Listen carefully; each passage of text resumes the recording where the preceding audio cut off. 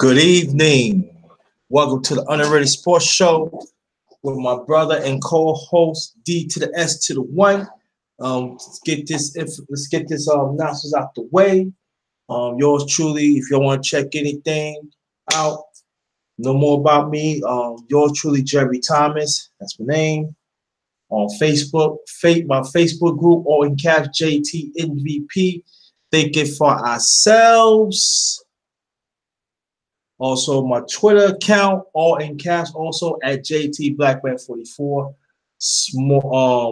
The Underrated Darkness, that's my Instagram account, lower caps. Also, every Monday, the Underrated Sports Show with my brother, again, D to the S to the 1, my brother and co-host, is every Monday, 7 o'clock p.m. Eastern Time. Also, I'll be doing. Hold on for a second, fam. Let me take his stuff. Hold on. Be back.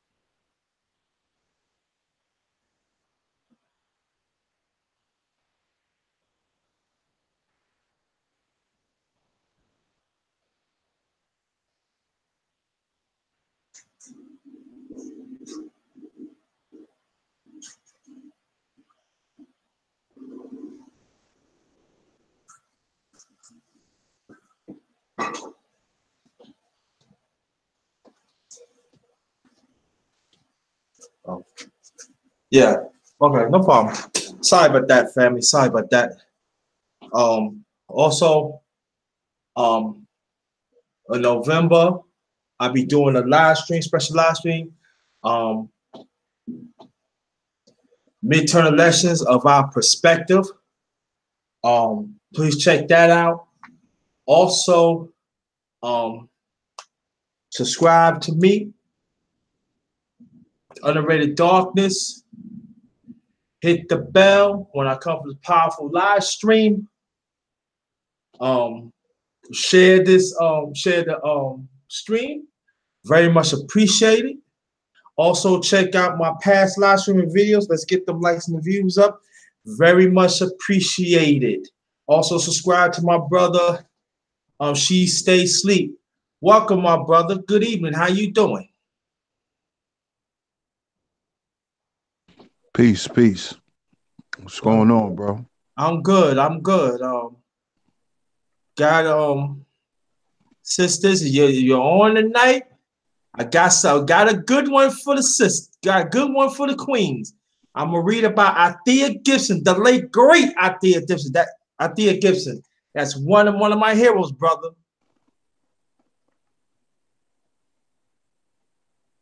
No doubt, no doubt. I never heard of her, so I would like to get to know who she was. Oh, definitely. You on let me check the chat. Okay. Good evening, everybody. And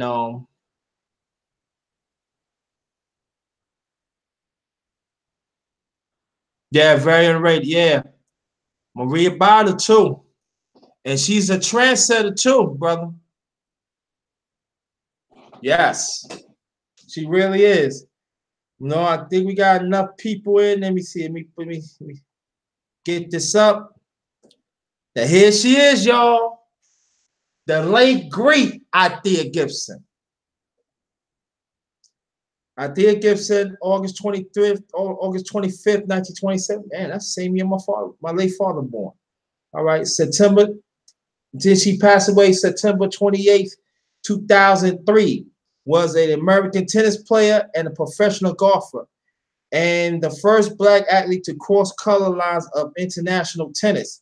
In 1956, she became the first person of color to win a Grand Slam title, the French Grand Slam title, the French Championship. And the following year, she won Wimbledon and the U.S. Nationals first call of the U.S. Opening. Then won both again in 1958 and voted Female Athlete of the Year by the Associated Press in both years.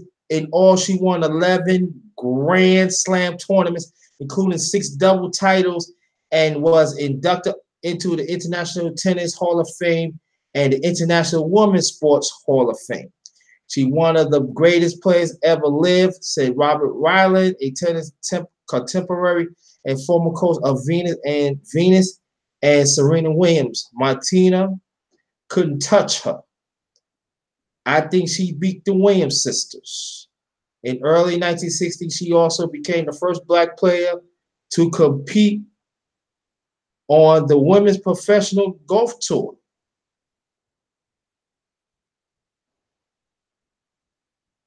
I'm gonna read the stats when I finish the story. At the time when racism and prejudice was widespread in sports and society, Gibson was often compared to Jackie Robinson. Her road to success was a challenge one, said Billie Jean King, but never saw her back down to anyone. She was inspirational because of what she was able to do at a time when it was enormous difficult to play tennis, and or if you were black, said former New York City Mayor David Dinkins. I am honored to follow such great footsteps, wrote Venus Williams. Her accomplishments set the stage for my success and thought players like myself and Serena and many others to come to her legacy lives on. All right, early life education. Gibson was born, like I said, August 27th, 1927, in the town of Silver in Clarendon County, South Carolina, to Daniel and Annabelle Gibson, who worked as sharecroppers on a cotton farm. The Great Depression hit rural South farmers sooner than much of the rest of the country. So in 1930, the family moved to Harlem, where Althea Gibson when Althea three sisters and brother was born. Their apartment was located on a stretch of 143rd Street between Lenox Avenue and 7th Avenue. Now that was during the time of the Harlem Renaissance, right? Got to throw that in. That had been designated of the Police Academy League play area. During a daylight hours was barricaded so the neighborhood children could play organized sports. Gibson quickly became proficient in paddle tennis, and by 1939, at the age of 12, she was the New York City women's paddle tennis champion. In 1940, a group of Gibson neighbors took up a collection of finance a junior member elections as Cosmopolitan Tennis Club in the Sugar Hill section of Harlem.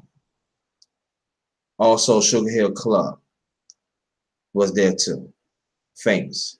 Harlem. In 1941, she entered and won her first tournament, the American Tennis Association New York State Champion. She won the ATA National Championship in the girls division. In 1944 and 1945, after losing the women's finals in 1946, she won her first 10 straight national ATA women's titles in 1947. That is impressive.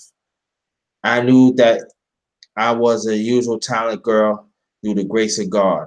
She wrote, I didn't need to prove that to myself and only want to prove it to my opponents. Gibson ATA success drew the attention of Walter Johnson, a Lynchburg, Virginia physician who was active in the African American tennis community. Under Johnson's pronouns, he was later mentor Arthur Ashe as well. Gibson gained access to more advanced instructions and more important competitions, and later to the United States Law Tennis Association. In 1946, she moved to Wilmington, North Carolina, under the sponsorship of another position in tennis active, Hubert A. Eaton, and enrolled at the radically segregated Woolston Industrial High School in 1949. She became the first Black woman and the second Black athlete after Reginald Ware to play at the USTA National Indoor Championship, where she reached quarterfinals. Later that year, she entered the Florida A&M College on a full athletic scholarship. Despite her growing reputation as an elite level player, Gibson was effectively banned from entering the premier American tournament in the United States National Championship, now the U.S. Open at Forest Hills. That's in Queens, New York. While the USTA rule officially prohibit racial and ethnic discrimination, players qualify for the nationals by accumulating points at sanctioned tournaments, most of which was held by white-only clubs. In 1950, in response of intense lobbying by ATA officials and retired champion Alice Marble, who published a scratch open letter in the magazine American Lawn Tennis, Gibson became the first Black player to receive an invitation to the Nationals, where she made her Forest Hill debut on her 23rd birthday, although she lost narrowly in the second round in a rain delay. The rematch set Louise Bowles, the reigning Wilmington champion and former U.S. national champion. Her participation received extensive national and international coverage. No Negro player, man or woman, ever set foot on these courts, wrote journalist Lester Rodney at the time. In many ways, as the even toughest personal Jim Crow busted assignment then was Jackie Robinson when he first stepped out of the Brooklyn Dodgers dugout. In 1951, Gibson won her first international title, the Caribbean Championship in Jamaica, and later that year she became the first Black competitor at Wilmington, where she was defeated by third round by Beverly Baker. In 1952, she was ranked 7th nationally by the USTA. In the spring of 1953, she graduated from Florida A&M and took a job teaching physics education in Lincoln University in Jefferson City, Missouri. During her 2 years at Lincoln, she became romantically involved with an Army officer whom she never publicly. Considering enlisted in the Women's Army Corps, she decided against it when the State Department sent her a goodwill tour in Asia in 1955 to play exhibitions member matches with Ham Richardson, Bob Perry, and Carlos Fragagos. Many Asians in the country would visit Burma, Ceylon, India, Pakistan, and Thailand felt a impunity Athea as a woman of color and was delighted to see her as a part of official U.S. delegation with the United States grappling over the question of race. They turned to Athea for answers, or at least to get a first-hand perspective. Gibson, for her part, strengthened her confidence immensely during the 6-week tour. When it was over, she remained aboard, winning 16 of 18 tournaments in Europe and Asia against many of the world's best players. In 1956, Gibson became the first African American athlete to win a Grand Slam event, the French Championship Singles Championship. She also won the double title, partnering with Briton Angela Boston. Later in the season, she won the Wimbledon doubles champion against with Bolton, the Italian Championship in Rome, the Indian Championship in New Delhi, and the Asian Championship in Ceylon. She also reached the quarterfinals in singles at Wimbledon and the finals at the U.S. Nationals, but losing to Shirley Fry. In our own words, Adair Gibson, in July, Gibson was seeded first Wimbledon considered at the time the World Championship of Tennis and won the title after a victory in the finals against Darlene Hard.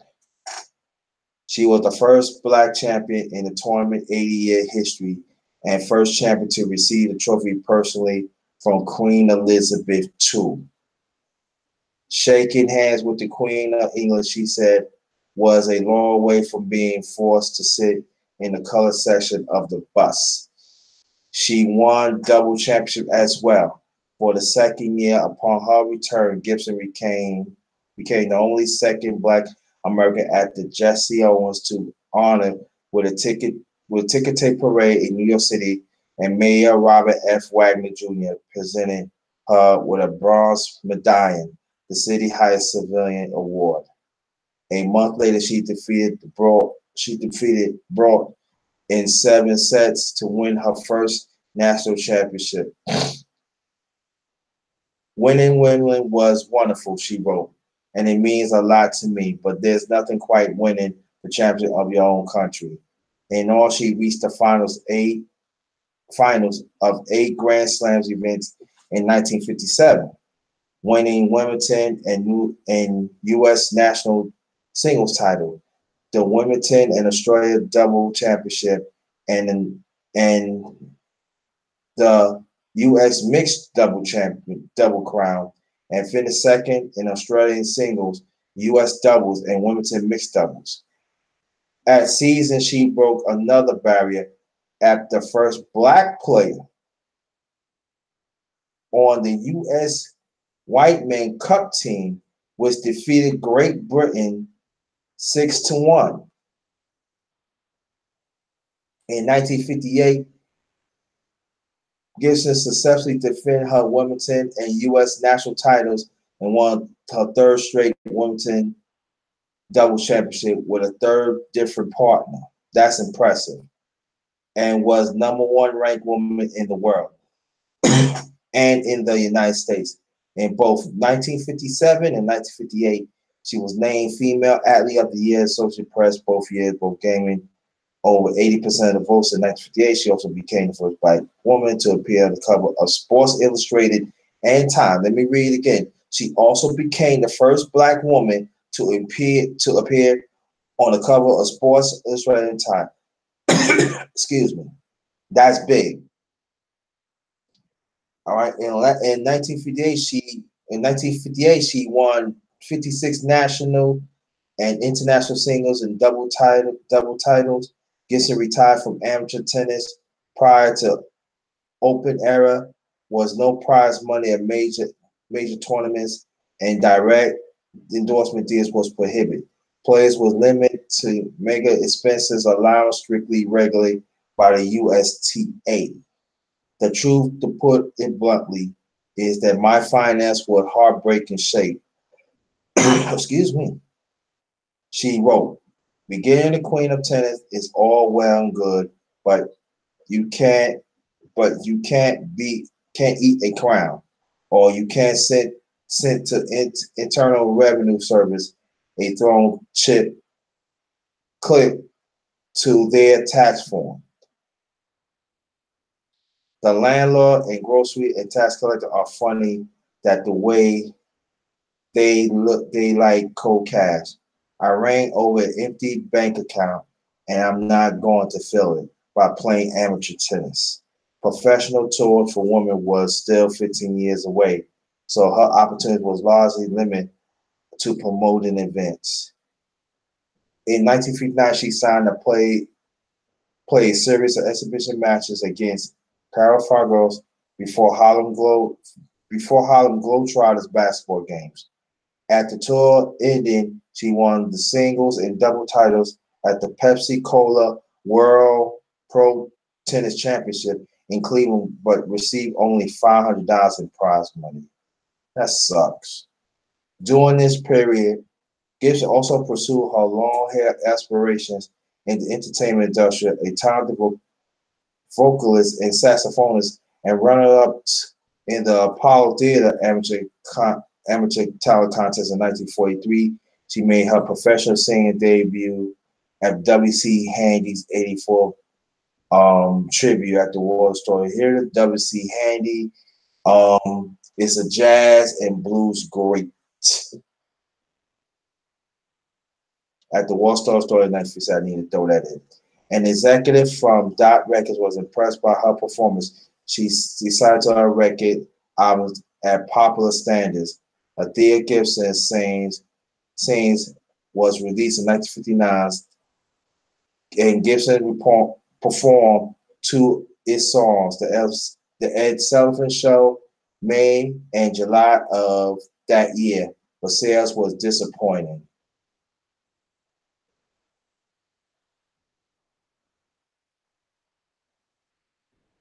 She appears celebrated guest on the TV panel What's My Line, and was cast as a slave woman in John Ford's motion picture The Horse Soldiers in 19 so for see The Horse Soldiers 1959, which was notable for her refusal to speak a stereotyped Negro dialect mandated by the script. She also worked well, they scratched it out. Let me scratch that word out on. She also worked as a sports commentator and appeared in print and television advertisement for various productions and increased her involvement of social issues and community activities. In 1961, her first memoir, Always Wanted to Be Somebody, written with sports writer Ed Fitzgerald, was published. Her professional tennis career, however, was going nowhere. When I was look around me, I saw a white tennis player, someone whom I had thrashed on the court, was picking up offers and invitations she wrote. Suddenly, it was dawned to me that my triumph had not destroyed the racial barriers once for all, and I had perhaps naively hoped, or if I did destroy them, they had been enacted behind me again. In 1964, at the age of 32, age of 37, Gibson became the first African woman to join the Lady Professional Golf Tennis Association in Paris's LPGA tour. Racially discriminated continued to be a problem. Many hotels had excluded people of color, and country clubs officially throughout the South and some in the North routinely refused her to compete. When she did compete, she offered forced to dress for tournaments in her car because she was banned from the clubhouse. Now I'm gonna leave that for him to continue. That actually happened to Calvin Pete. It was a black man.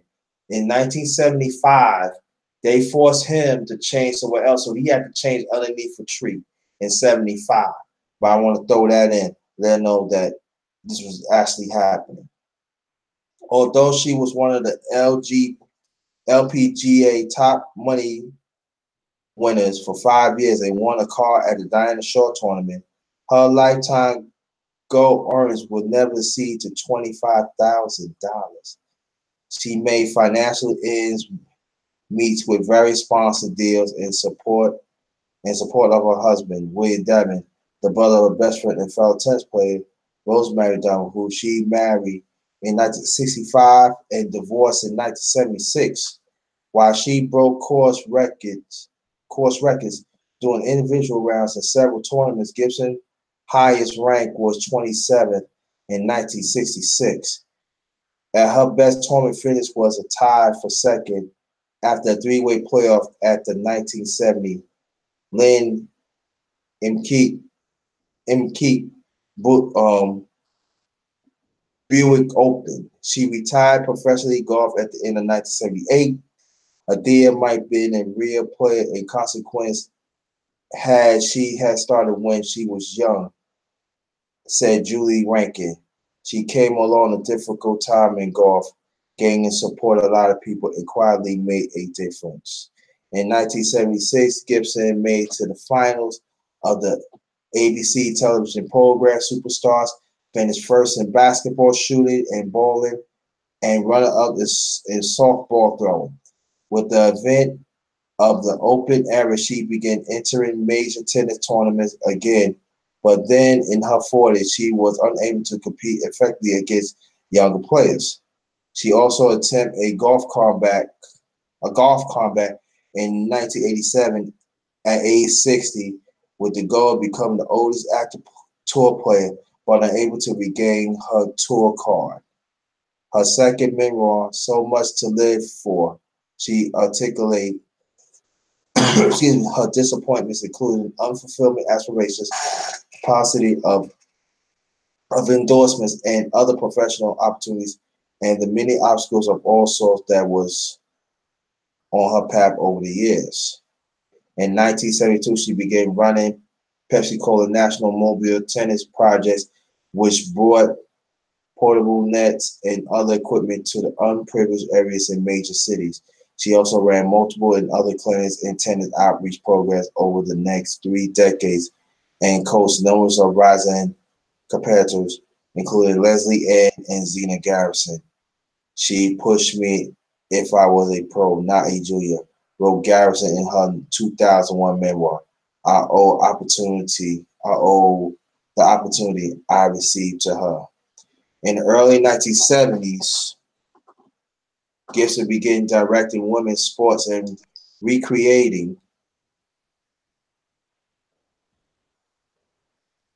recreation of the Essex County Park Commission in New Jersey. In 1976, she was appointed New Jersey Athletic Commission, first woman in the country to hold such a role, but resigned after 1 year due to lack of autonomy, burglary, oversight, and adequate funding. I don't wish to be in that figurehead, she said. In 1977, she challenged incumbent Essex County State Senator Frank J. Dodd in the Democrat primary for his seat. She came second behind Dodd, but already in the of Assembly Edward Hawkins. Gibson went on to manage the Department of Recreation in East Orange, New Jersey. She also served on the State Athletic Control Board and became supervisor of Government Council on physical fitness and sports. In 1983, she married Sidney Llewellyn, her coach during her peak tennis years. That marriage also ended in divorce. After 5 years, she has no children. In the 1980s, Gibson suffered a two cerebral hemorrhage, and in 1992, a stroke. Ongoing medical expenses deplete her finance resource, leaving her unable to afford her rent and medication. Though she reached out to multiple tennis organizations to request help, none responded. Former double partner Angela Boston made Gibson flight known to the tennis community and raised nearly $1 million in donations from around the world. In early 2003, Gibson survived a heart attack but died September 20, 2003 at the age of 76 from complications following respiratory and bladder infections. Her body was interred in the Rosedale Cemetery in Orange near her first husband, Will Darby. Now I'm gonna read. Let me see your legacy. Nah, I'm gonna go back and read it, and then I'm gonna turn it to the brother and stuff like that. Cause y'all got to hear this. I'm gonna pull it up. Pull it up. Okay. Um, highest ranked 1957 Australia Open, French Open win. Wimbledon 57-58 wins. U.S. Open wins. Australia Open wins 57-56. Australia Open 1957, 1956 French Open. Wimbledon wins 1956, 57, 58. U.S. Open 57. Grand Slam. Oh, I'm sorry. Grand Slam single results. I read about the doubles. Now I'm gonna read the Grand Slam mixed double results. Wimbledon finals 56, 57, 58. Win 57. So now, family, she was a trendsetter. She was the first woman golfer. And this is impressive. And I tell you, salute to one of my heroes. All right, my brother, you can get on that.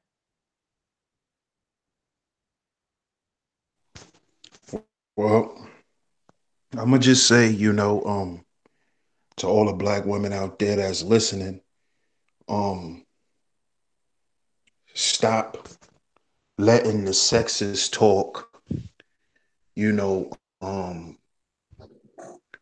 ruin what you think about yourself. Women can do anything that they put their mind to. Women can be strong. Women can be athletes. Women can carry the load and all of these things.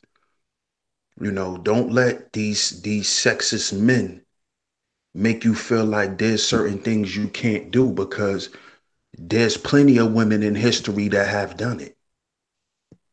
I didn't even know about this sister. But as you can see, the two best women athletes in the world looked up to her.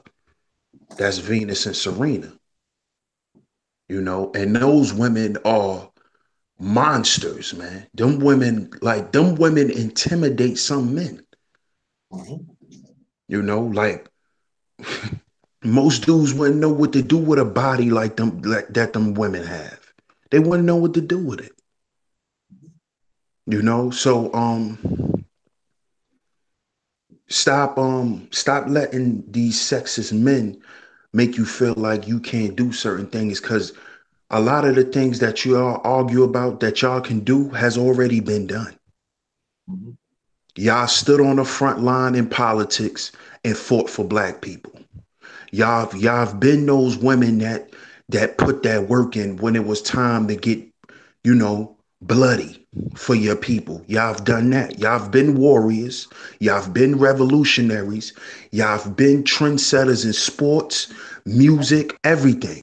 The black woman is up there just like the black man.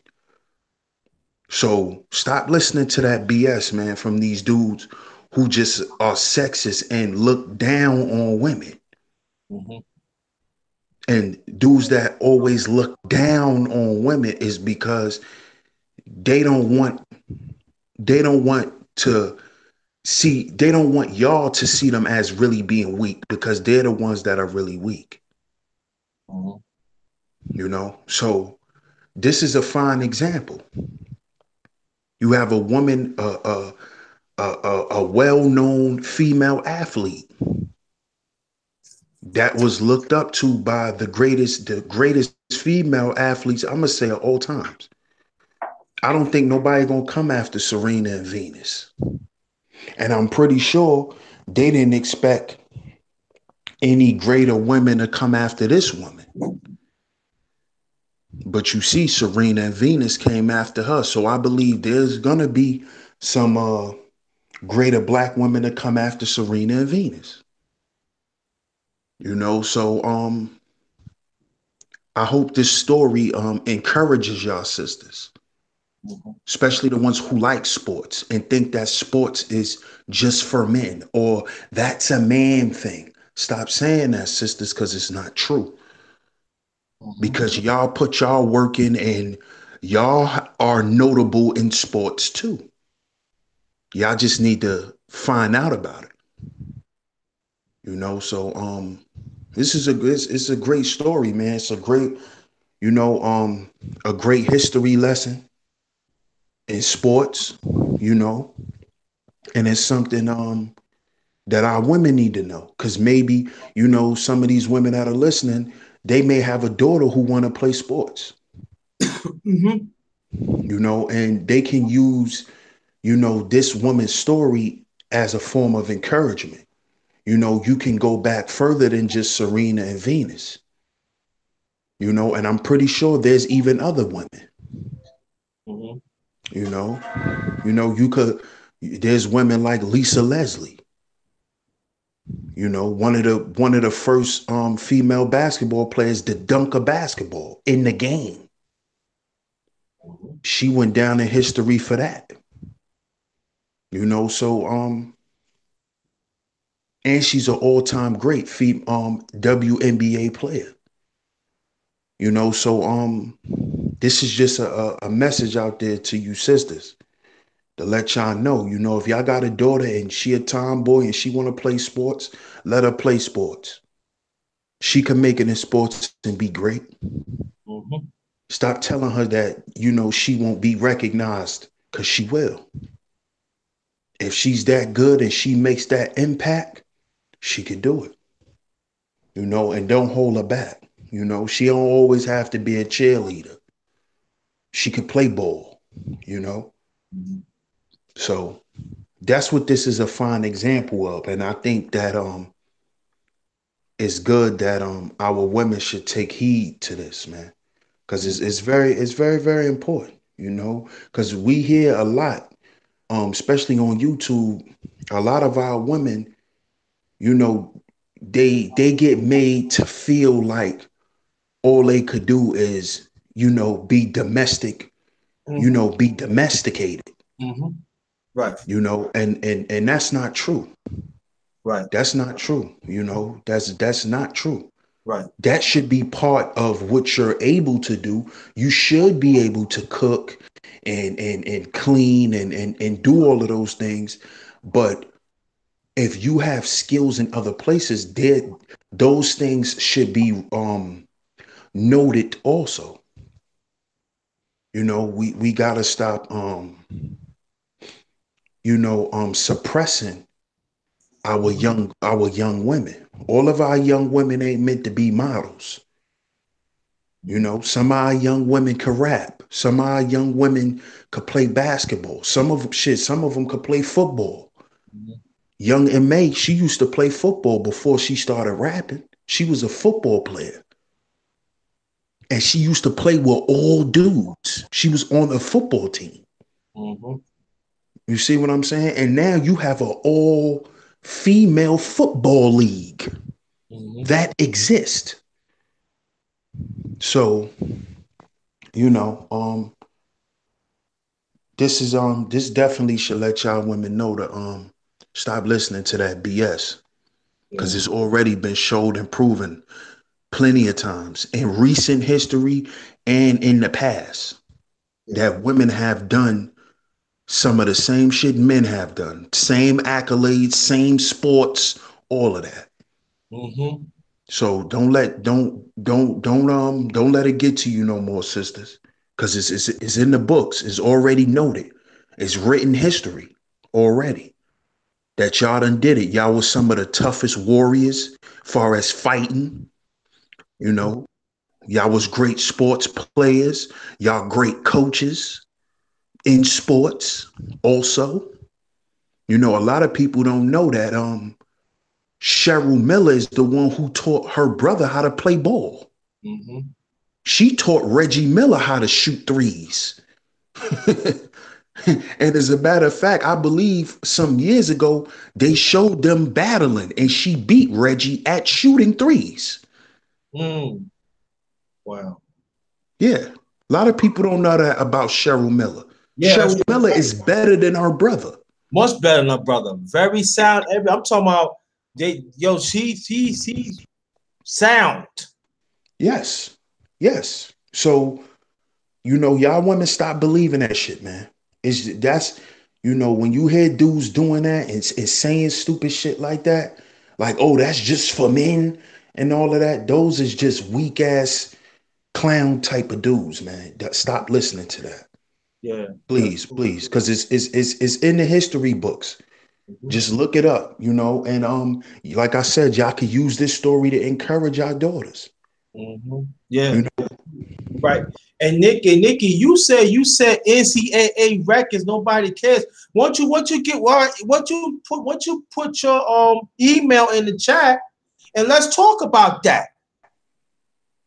no, NCAA records people do care about. Yeah, they do care about it, right? Those things matter, Nikki. Yes, it does. It's in the books. Those things matter. Yeah. Don't think that those things don't matter, sister. They matter. Yes, it does. Yeah, Nikki. Right now, you sounded like a dude. Yeah, exactly. Nikki said, Those things matter. yes, it Trust me, they does. do. They matter. Right. So drop your email in the chat and let you tell us you set records. That's in the books. That's in the archives, Nikki. Right. That shit matters. It does matter. Hell yeah. That's part of a person's resume. Right now, my aunt, she runs her own AAU league. Her daughter, which is my little cousin, y'all can look her up. Her name is Taja Cole. Taja Cole. Right now, she plays for the University of Georgia. Y'all can look her up. My aunt, the reason why she's able to run an AAU league and run a team as a coach, because she was one of the best players in Richmond, Virginia when she was in high school, coming out of high school. Mm. She was one of the top female ballers. Mm-hmm. That stuff matters, Nikki. It does, bro. My uncle who helps her with the league, who's also a coach, he used to play for Nolan Richardson, the Arkansas Razorbacks, when they had Nolan Richardson. My uncle would have went to the NBA. But his religious beliefs made him say F the NBA. Yeah. What's your uncle's name? Tyreek Wallace. He was number 23. What? Yeah. He was number 23. Him. Yeah. Shooting guard for the Arkansas Razorbacks. That was during the years that Arkansas won the title, or that was like before that? Yes, before and around that time. Okay, I know exactly talking about that. He played with Kareem Reed. You talking about in the mid-90s then? Yes, he played with Kareem Reed. The white boy who shot all the threes. I forgot his name. Pat something. Yeah.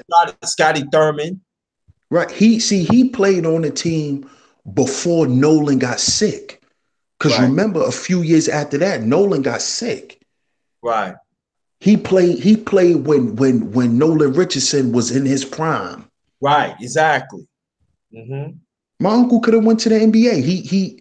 The year that he was supposed to go, that's when they had the NBA lockout. Right. Mm-hmm. And all of the politics and stuff, he didn't want to stay steadfast. Right. Plus my family religion, they Muslim. So, and they part of the Nation of Islam. So, they feel like that's the white man's game and, however they feel about things. Yeah. So that's why he didn't follow through with the process. Mm-hmm. But your resume always goes with you. Mm-hmm. Right. Mm-hmm. He was one of the best players coming out of Richmond when he was in high school. Mm-hmm. Top 10 player when he was coming out of high school. Then he was a star player on the Razorbacks. He was a star player. Mm-hmm. He started. He wasn't no bench player. Mm-hmm. Yeah. So those things count. Trust me. Yes, they count. It does count, Nikki. And then they count, Nikki. It does count. Don't ever take away your accolades. Nah, you say he had an NCAA record. Nah, that counts. You crazy? Do you Yeah, know how bro. many people don't even they wish to have an NCAA record? That counts.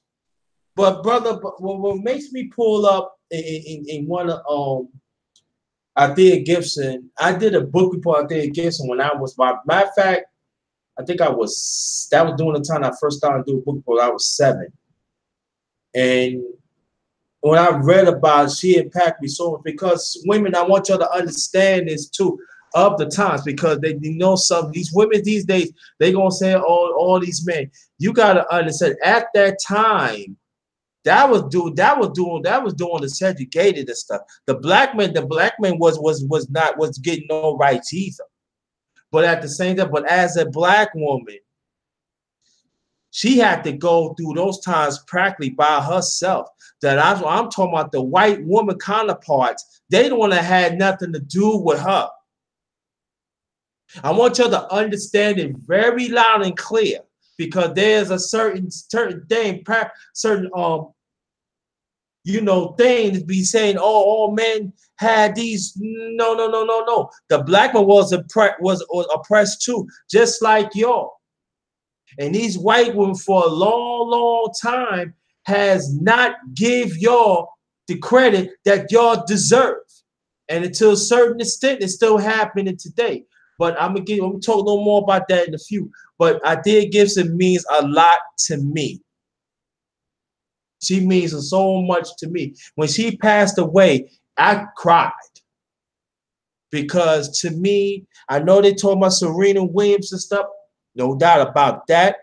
But Athea Gibson, the late great, Athea Gibson, she stand up against discrimination. She stand up against racism, even though that in economics they shitted on her. She still kept on going, and she went back to community and helped us as a people. Not just not just young girls, but young boys too. And she need to be commended for that. I'm gonna say it again. She not just helped young black girls, she helped young black boys too. Because she think of our community. Not just white people back then, or we just gonna help out the girls, and that's it. No, she wasn't like that. Those were difficult times where Athea Gibson had to deal with. A first woman that ever compete golf. First black woman, first woman, first, not first white, not first black, first woman, first black. So in women's tennis, she opened the door. She's a trendsetter. And what I'm going to do from now on, I'm going to start talking more about women because there's some women are my heroes too. I know they call sheroes, but I call my hero. And I'm going to tell you, for years and years, when I was reading, if y'all noticed that, family, she was not getting no help from the Tennis Association for a long time. She had to sing. She had to do other things to keep herself, to keep herself going. And she would stand the times. So a picture, if she would have had the sponsorship right there, anybody would tell her how many damn titles would she win. I'm not shitting on Serena Williams, but I'm just saying. And she had to retire early to make money. But like I said, if she would have had the backing of it, ain't more telling how many grand slam single ties she had, grand doubles she could have, mixed doubles, you name it. She could have ran, it ain't more telling. But it goes again, at that time, we ain't gonna talk about the black because we already know they did not want a black woman to succeed at that society. And Serena and Venus, they should owe the debt to her. Even Billie Jean King learned things from her. Everybody's, oh yeah, Billie Jean King is one of the greatest of all time. No, no, no, no. We read about Thea Gibson. Did Billie Jean King benefit? Yes, because she don't have to worry about dealing with racism. She don't have to worry about sexism and all that. And us as a people, we wasn't practice no sexist. If you know about Billie Jean King, she was pushing on and playing a certain man that had no belly, and they beating the man to prove that, oh yeah, women could beat a man, something like that. But you know, they ain't nothing compared what Thea Gibson had to go through of white supremacy to prove that, hey, I'm a human being, I'm a woman, I'm a black woman, I'm strong. And that's the thing that we need to take out of this. Now, our community has supported Thea Gibson, yes. But the white counterparts has shit on her, yes. And we need to talk about that too. Because there's quite a few people want to talk about history when they want to, but when it comes to the truth, they don't want to talk about it. Well, I'm going to talk about it. Because I'm the underrated one, I'm the realist, and I'm going to tell you the truth. So, ladies, do not let these people steal you away from these black men and talk about history and stuff like that, because that's dumb but lies. And at the same time, you got to understand too, the feminist school was back at that time too. And she was teaching our people how to play tennis. So that means she getting our kids out the bad parts of our neighborhoods. And some of us have spent her own money for years, the little that she got. Back at you, brother. Wade Zone 718. What's good? Well, you know, that's pretty much what it is, you know. We need to let our history, especially our historians, you know, we need to let it, resonate with us, and try our best to let it encourage us. You know, and stop letting what society dictate to us. Stop letting it control the way we feel about ourselves. You know, because a lot of times we let our history just be something we use to talk about, but we really don't use it to empower us. Mm-hmm. And I think that's the issue. You know, I think stories like this and others should encourage us. It should encourage us as black people. It should encourage us as being parents too, you know, because I don't just look at history as something that will impact me or empower me. How is it going to empower my children? If I let my children get a glimpse of this information, how does it impact them? And that's what we really need to be focusing on too. We need to be trying to get better so we can be a better service to other people. Mm-hmm. You know, we're not just getting better for ourselves, but you know, we need to be getting better to be able to assist people in a better way. Mm-hmm. So us knowing our history and where we come from, it can help us feel better about ourselves and give us more of an inclination to strive to be better and to strive and to give our children that guide to say, look here, is this what you want to do? There's 5 or 10 people that is in history that has done what you are trying to do. Are you going to try to take it to the next level? Mm-hmm. Do you want to be put into black history? Mm-hmm. You know, like this is the type of stuff we need to sit down and talk to our children. And the things that we've accomplished in life, we need to let our children know too, and be proud of it also, Mm-hmm. because we never know how history may impact them. You know, the things that you may think is minuscule actually may make your child say, "Oh, really? Well, I'm gonna do it, and I want to do it better than you." Not to compete with you, but to say, I Mm-hmm. want to be known, but I want to be known for doing more. Mm-hmm.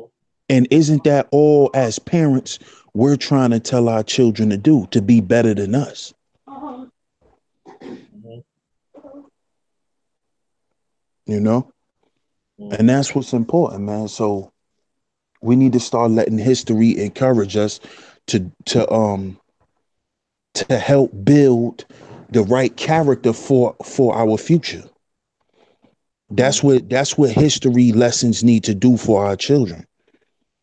And with this woman here and her history, it should really help black women see certain things within themselves, and to understand that a lot of the shit that you hear is just propaganda and bullshit.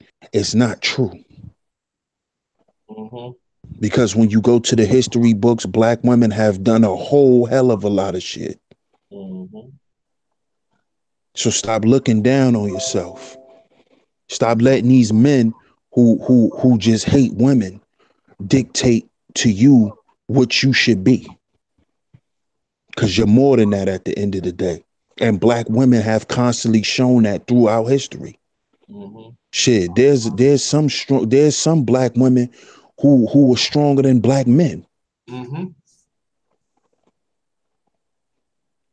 Like they say, behind every strong black man is an even stronger black woman to put up with his shit. Mm-hmm. So those things need to be noted. So the wives of these great black men need to be talked about also. A lot of people don't talk about Betty Shabazz. They don't. A lot of people don't talk about Coretta Scott King. They don't really go into the depths of these men's women. Mm-hmm. What were their wives doing? I'm pretty sure their wives just wasn't cooking and cleaning and ironing their damn suits. Them women dealt with a lot. Mm-hmm. What about their stories? Mm-hmm. You know, they're just as important, man. So that's what I feel like this you know this this lady story should do. Yeah. It should wake our women up and to show them that y'all are important too. Y'all are just as important as the black man. Mm-hmm. Y'all just as important to us. Y'all not bigger than us. Y'all not smaller than us. We're the same. And when Mm-hmm. I say we the same is we deal with the same struggle. We deal with the same shit. The same way they try to suppress black men in history, they do it to y'all even more. Mm-hmm. Because they really don't want the world to know what black women has done in society, let alone what a black man has done. Mm-hmm. So that's what I gotta say on that, bro. Shout out to Ray Zone. Hey, what's up, guys? So, What's going on, bro? all right. Just got home from work for the most part. You know, I had to jump on this with you guys. You know, my fellow brothers. Appreciate you, bro. Appreciate that. So, what's the topic for today? To top it, we read about Althea Gibson. Okay. Tell me a little more about her. I mean, I'm kind of, not familiar with her name for the most part. Well, Althea Gibson was a famous tennis player back in the 50s. She won multiple championships, single, mixed and doubles. Also, she's the first woman that played in women's golf. Okay. She qualified for that, and she's a trendsetter. and she had to quit prematurely of tennis because she was not getting the backing that she should. So racial tension was there. So the white counterparts was not giving her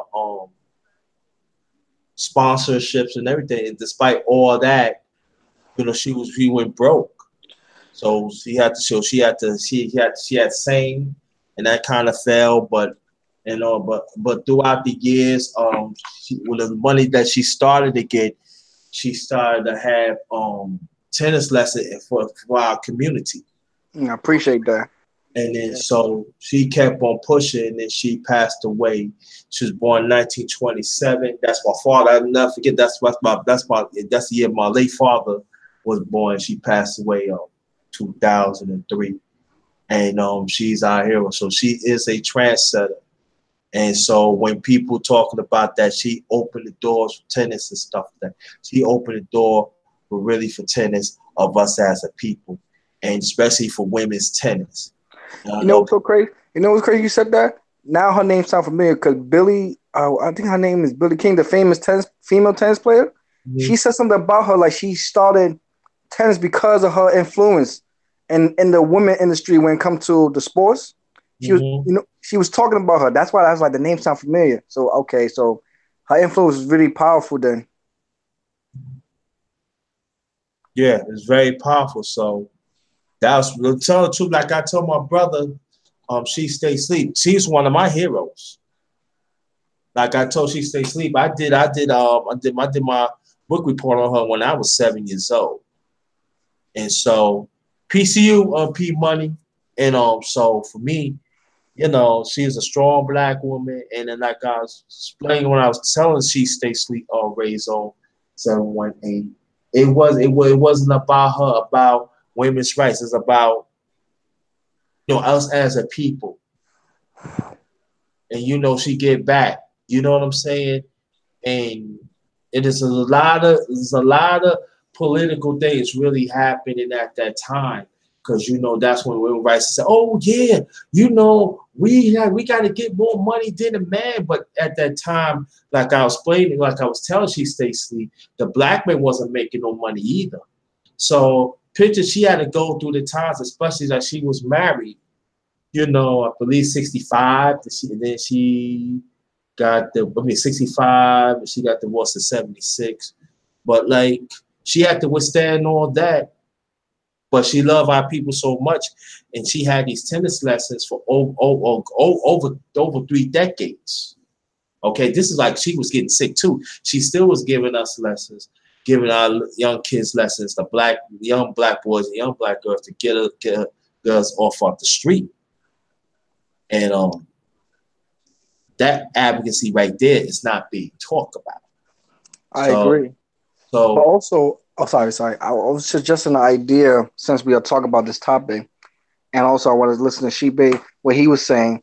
We got to start our own community. We have to start our own foundation for us as people. Get our kids out the street, do programs, do different things that how you was brought up, how he was brought up, how I was brought up. Like I have a friend right now who encouraged our community to know their rights. Remember, they don't teach us in our school, but they teach in their school. A lot of people get into a lot of situations and don't know anything. You understand? The old saying they said, if you don't want a black man to know something, put it in the book. You remember that expression, right? Mm-hmm. So I'm like this. I've been wanting to do this for a long time. I just don't have the not the resource, but don't have the people behind me to push the issue. We need to bring our community together. We need to get them out, get our kids out the streets and put them in somewhere where they could be productive and be knowledgeable. You understand? Because I see us as a people, we are growing, but we're not growing the way that we was growing as a whole. We get too divided about the material things. Society always tells us we need to do this instead of like looking between the lines. Because a lot of people is in fantasy world. A lot of people not knowing the reality of the situation. Like you have to really know why you on this earth in the first place. A lot of people don't know they destiny, why they here. They go by society and listen. Society tell you ain't shit. Society tell you You ain't did. You supposed to follow somebody else and not be your own owner. You're not supposed to be a leader. You're supposed to be a follower. All this other stuff that I see every day. And I'm telling myself and telling people, listen, you gotta know how much you're worth in society. You have to know how much you're worth. We are black man, black woman. They already see us less than half of a man and half a woman. You know how that go. Back then, women was even counted as a person. We was counted as one half of a man. You understand when they started letting us vote? They count us one half of a man. So basically, if you put me and you, that's one vote. You put Sheep and somebody else, that's another vote. That's how I show you how society look at us. But what we need to do is not look at that as a downfall, but we have to work around the system and play the system how they play us. You see how they had it in Oklahoma, the Black Wall Street. It's possible within the system. It just the only problem is when people of the other race see that, they'll do anything to shut it down. But we got to have something in our system and our society that we could do that. You understand? And I believe we can still do that. Yes, most people say we may not do it in our lifetime, but I don't care if it don't have to be in our lifetime. We got to start the foundation now. We ain't getting no younger. You understand? I'm the youngest out of both of you, if I'm not mistaken. But we got to do this together now. We got a platform now. We can we can say what we want, put out the information out there. We can get the youth to get to a next level, and I believe we could do it. Look at us. We don't even know each other from the hole in the wood. We can communicate like we knew each other for years. We got this down pat. We just gotta have the system to put it out there. That's all I have to say for right now. Yeah.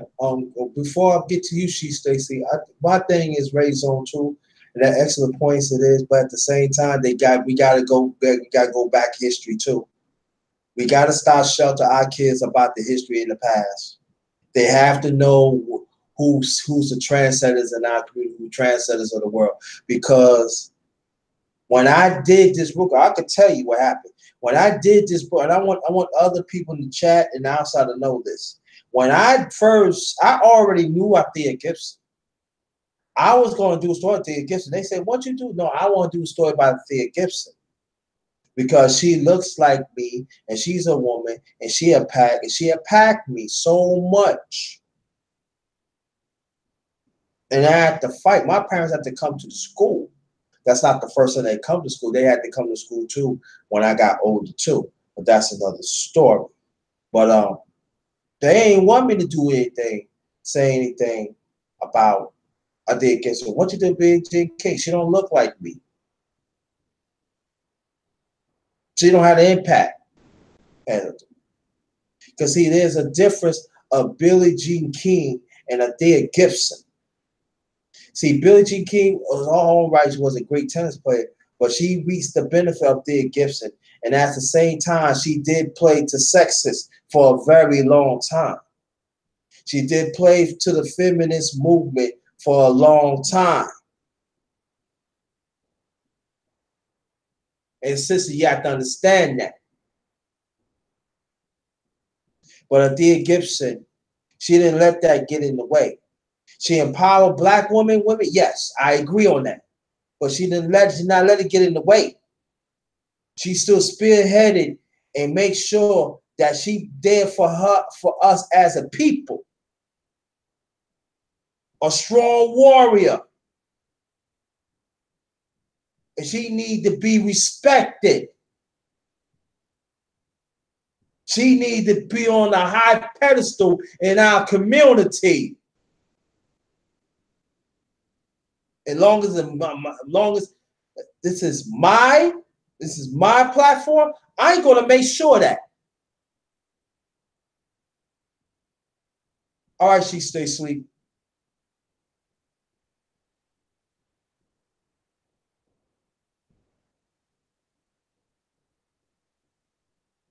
Yeah, you know,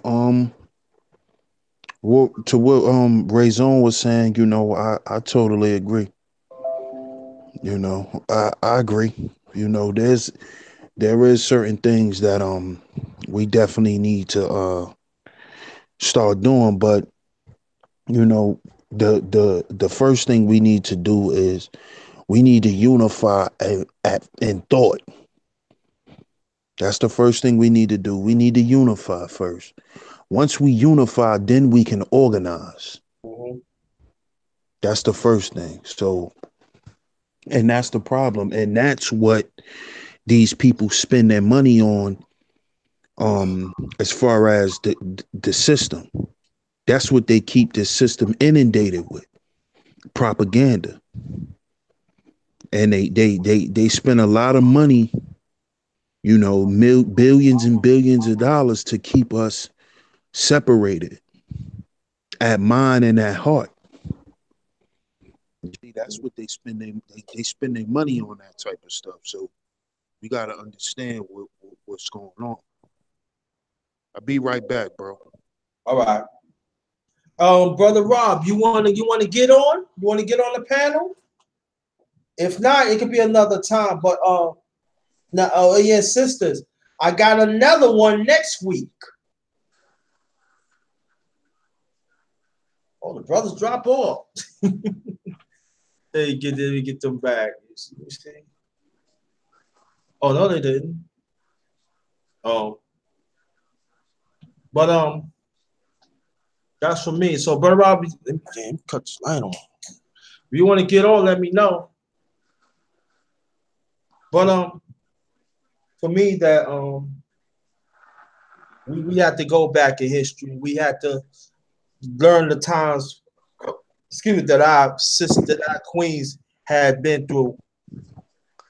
We have to understand that they had to withstand not just sexist from white supremacy, but racist from white supremacy. And that point that needs to be hitting home, because sometimes we miss vital points that what's happened to us in the past. That even some sisters and brothers, we don't know. I know, and I know there's a few know, but it's not a lot of us know about that. So, all right, hold on, brother Rob. So you go ahead, go ahead, my brother Ray, take care of something. Okay. Basically, us as a people, not only we gotta do our history, which I agree with you on that, and also want to agree with Shebe, we need to come together. We just gotta be accountable for each other, support each other, embrace each other, uplift each other. Because there's so much that a lot of things that we could do right. It's not happening because, like Shebe said, they spend millions to billions of dollars to separate us, to put us down, as in the industry, television, and every other thing that comes with it. So we just gotta educate each other on little things like education, the law, how to start a business, how to finance, how to finance how to build stuff, like certain things that we lost when we was kings and queens back in the days. You understand? In our past life, we just had to work with each other on becoming something great, something that we all be respecting one another. You understand? It's like we are missing unity. You understand? We are missing unity right now. We're missing the chance of coming as a community. Because everywhere I go, even me being from New York, I went around a lot of places in New York, from upstate to the city, and every other part of New York, every race that's living in New York have their own town or neighborhood that's specific for them, but except us. And I don't understand why. Why not us?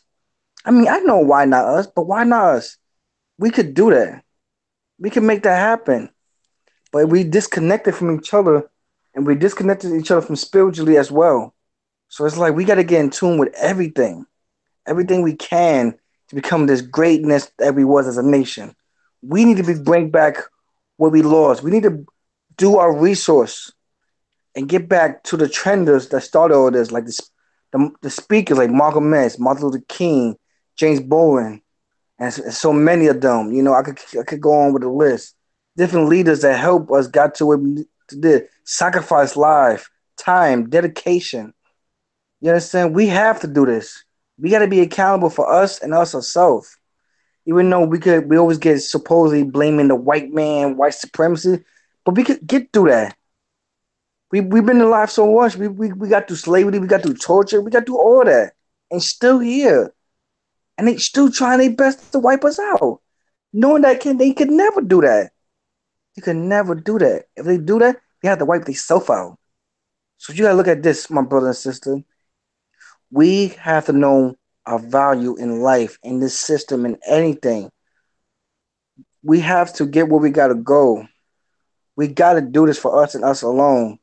You understand? I love you guys, but we got to do this for us and only us. Brother Rob, welcome to the thing. Man, peace, good brother. Peace, good brother. Peace, good brother JT, man. How everything this evening, brother? As always, the educated in our community. Good brother Rob, welcome. Man, thank you, bro. Thank you, man. I feel welcome. And maybe I had that Monday blues, coming off the weekend this morning. Yeah. You know what I'm saying? Going into work. But Mhm. man, I made it through, you know what I'm saying? And I'm here. So, real quick, man, just to weigh in on what you brothers are saying, I was listening on the train, JT, and then when I got to the crib, had a couple of things to take care of, and so I was glad that you was still on when I came out here. But man, this was very similar to what I was saying Saturday. If anybody caught that live stream or whatever, it was just an analogy. It didn't just kind of hit me, because I fish or whatever, and we all in the same boat. You know what I'm saying, brother? We all in the same boat, and it's certain things that you got to do when you in that boat. Some people they gonna navigate. Some people they gonna pedal. You know what I'm saying? Some people, man, they the ones that drop the anchor. Some people serve the food. You can't get mad that you the deckhand and that man is the navigator. You can't get mad that he the navigator. I mean, you just gotta be excellent at what it is that you do. You know what I'm Mhm. saying? And I feel like that's part of the problem. Unity. We throw this word around, and somehow we think by magic, that things are just gonna take care of themselves. That's somebody else's responsibility. No, not exactly. In my mind, I feel like we got everything that we need. We got everything that we need. What we need to do, man, the people that's around you are like mind and willing to do some work, man, get with them and make something happen. You know what I'm saying? As long as you got something very specific, a goal, and your goals, they should be in line with your priorities, right? You got a goal in mind. So me, I got a goal in mind this year, like what I want from my students. So what do I do, right? Like my goal, I can say it out loud to you, right? I want to personally show up to work 30 minutes early so that so that's gonna make me feel a little more uncomfortable. I get less sleep now, right? Because I want to know what the students feel like when I'm putting all that pressure on them to get to school on time, right? So I'm not gonna be around there telling them to get to school, on time or early. I ain't doing it. You know what I'm saying? They late when they get there at let's say 7. I mean, my fault, 9, right? They late. You know what I'm saying? Like I damn near, if you done came too many times late, I'm gonna send you home. So what am I gonna do? I usually show up at 8:15. This year I'm gonna be showing up at 7:45 now, Mhm. just to show the shorties, hey, bro, we in this together. We in this together. And if I can do it, you can do it. You know what I'm saying? I could show up like, man, a superstar at 10 o'clock and all of that kind of stuff and still try to hold them accountable when I ain't holding myself accountable. But we all know what that is. It's hypocritical. A lot of times we we asking our kids or our neighbors or anybody to do something that we not doing. You know what I'm saying? So I hold myself accountable as much as I can, and then I hold myself responsible for as much as I can.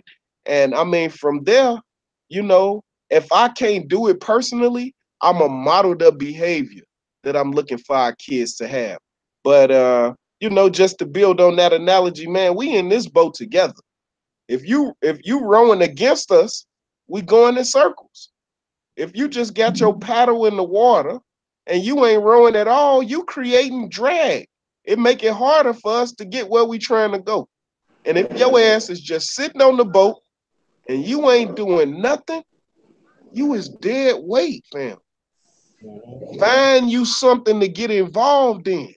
You know what I mean? And the unity gonna come when we done showed them that success can come out of being unified. We got to give people a reason to be unified and not just ask them to do it. You know what I'm saying? The people that's doing the work, you got to support them. You know what I mean? You got to support them, man. And I mean, man, that's how we gonna come up, brother. That's how we gonna come up. People making moves, people doing work. They doing it. You know what I'm saying? They might not be on YouTube building with us, but they doing it. We just gotta learn from my examples, stay humble, and keep working. You know what I'm saying? And I feel like everything gonna work out from there, brother. I honestly believe that. I honestly believe that, bro. I do. Yeah, that's an excellent points you brought up. Good brother Rob and even Ray. That's what I learned from Athea Gibson. She worked. You know what I'm saying? She had her eyes on the prize and she got it. But she understood that it's the bigger picture.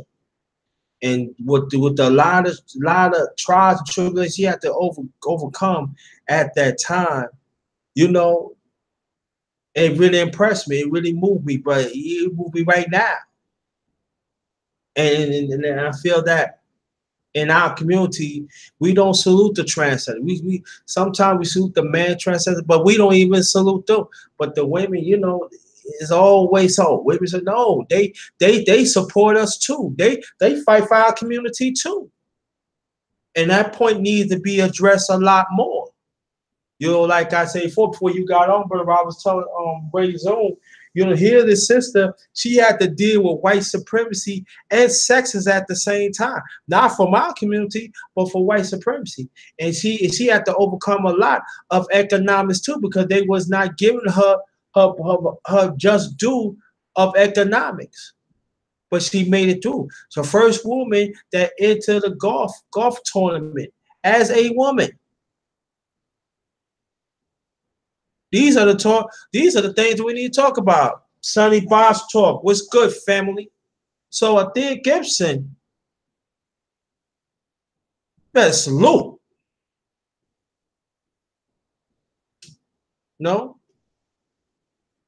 and we're gonna be bringing more women down. We're gonna bring some more. We're gonna talk about women too in sports too. That's coming. Definitely gonna be embracing that. We definitely got to. Now, question, brother Rob, what grade do you teach your students, if you don't mind me asking? Yeah, no doubt. I work in a alternative school, so it's not necessarily grades. I teach students from the ages of 16 to 21. So we really don't draw off of you a sophomore, you a junior, you a senior. You know what I'm saying? What we do is we say you got these many credits and these how many semesters you're gonna be with us.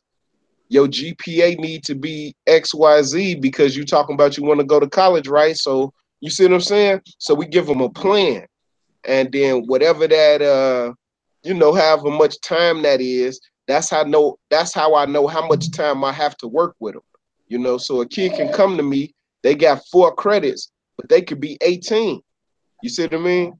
Whereas another kid, they 16, they got 4 credits. So my conversation gonna be a little different between the kid that's 16 versus the one that's 18. You know what I'm saying? Yeah. Yeah, so it ain't necessarily grades. It's 16 to 21, and I pretty much put a plan together to get them their diploma, and then from there, I'm not sending you back to the block. That's not my intention. My intention is to get you into college, trade school, the armed services, or employment. You know what I'm saying? Them are the four options that I give our kids. I'm very specific, I'm very deliberate, and I'm very demanding. I agree with um, you. I respect what you do and everything because you give these kids second chance in life where a lot of people don't. So like I said, they come to there to get a second chance, and you give them a game plan of what what they have to do to get to the next level. And I appreciate you for doing that. all right, man. That's love, man. I appreciate you appreciating me, brother. Um, I understand what I signed up for. It's thankless work.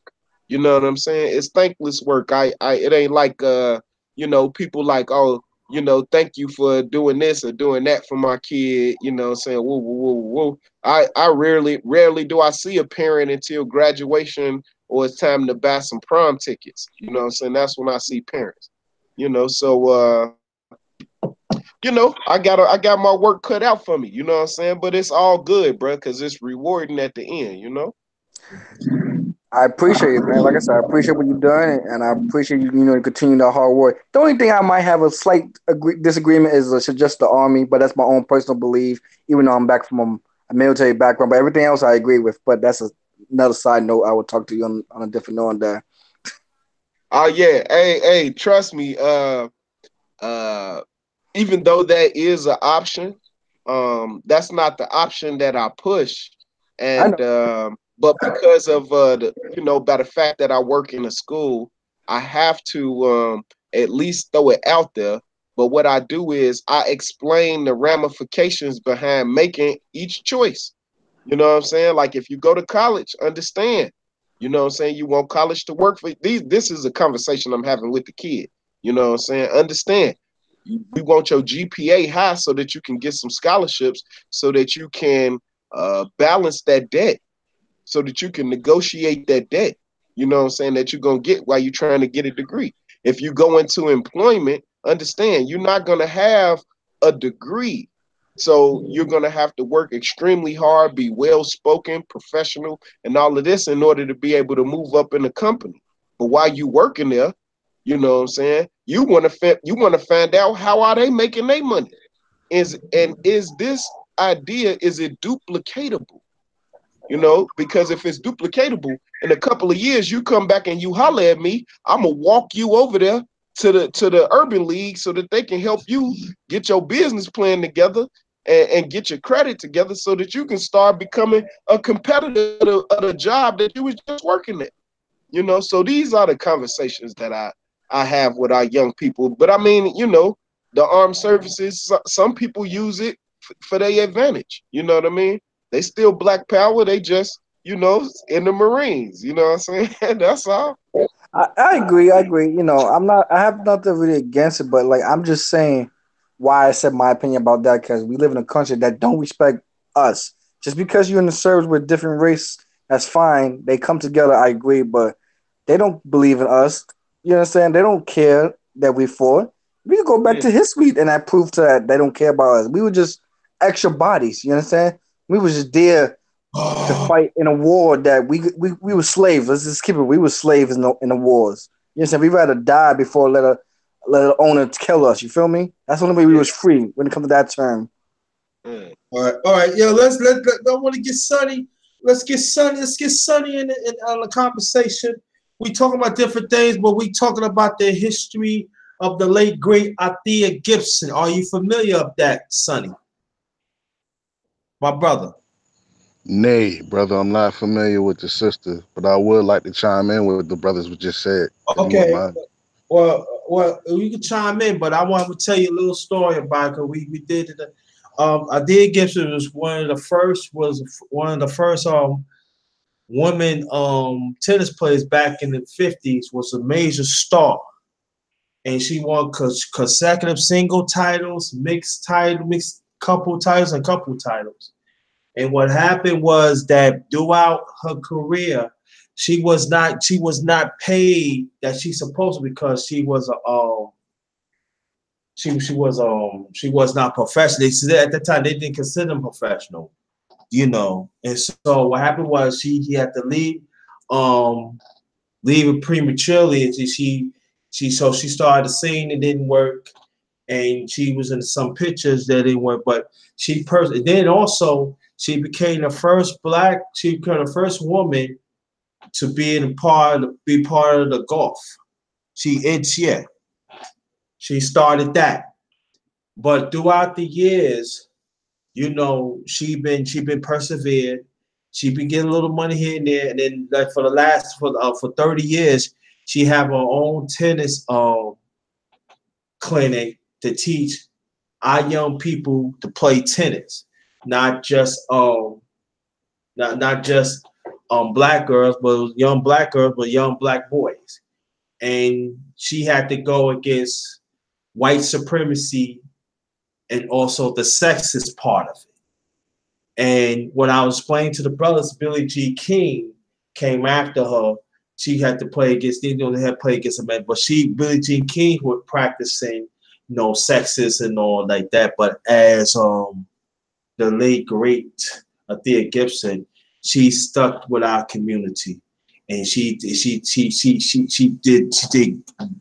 wonderful things for our community, even though she's not been respected.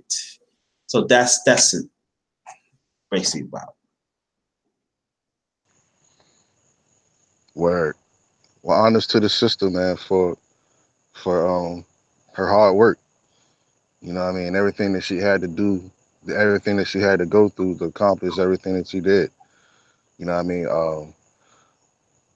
All the racism, you know what I mean, that she had accomplished. Being the first female Asiatic to play golf. You know how golf is. Golf is terrible. Like to this day, a lot of people don't know Tiger Woods. You know, uh, uh, it's unreported, but they uh, will say racist stuff to him. Like even now, as he play golf, throw stuff at him all and all that. A lot of Mm-hmm. us didn't really know that. So honest to her for her work for what she did for our people. You know what I mean? And honest to the people now. I want to give honest to everyone that's in the chat, everyone that's in the panel. I want to give honest to the brother Rob for his marvelous works with the children. You know what I mean? I salute you for that, brother. That's a good job. You know what I mean? We need more of that. You know what I mean? Because as we talk about these people in the past and give them honors, let's just think about a lot of the things that they had to overcome. You know what I mean? The hard Okay. work that they had to do, you know, to make way for us. You know what I mean? And I did want to say something as far as the military is concerned. Um, I will say that I think, although I don't agree with everything in the military, especially as far as the politics of the different wars, that we are engaged in, but the wealth of information that you gain from the military, I think um, the military has done a lot of good things for our people. I used to live. One of the places I used to live is in Frederick, Maryland, and I was around a lot of Army people. You know what I mean, and a lot of Asiatic Army people, retired. You know what I mean. They go in and come out. You know what I mean. Better people. They got nice houses, nice families, nice cars. But as far as learning certain things is a lot of things that we need as far as our people that we need to learn. Matter of fact, uh, brother JT, I was going to send you a video today. Well, actually, last night, like as soon as we got off the stream, I went and watched some videos. It, Okay. it will it will amaze you.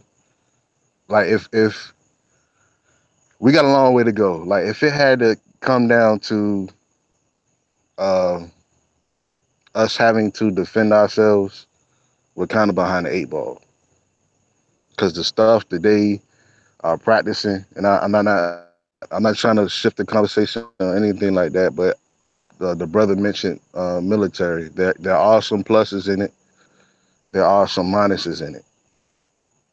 Um, but I think as a whole, it could be used for the betterment of our. But again, honest, Breaking up. my bad. Honest to you, Rod. I really appreciate your hard work, man. For you know what I mean for our youth. And with that, I relinquish the mic. All right. All right. Shug, welcome to the panel, my brother.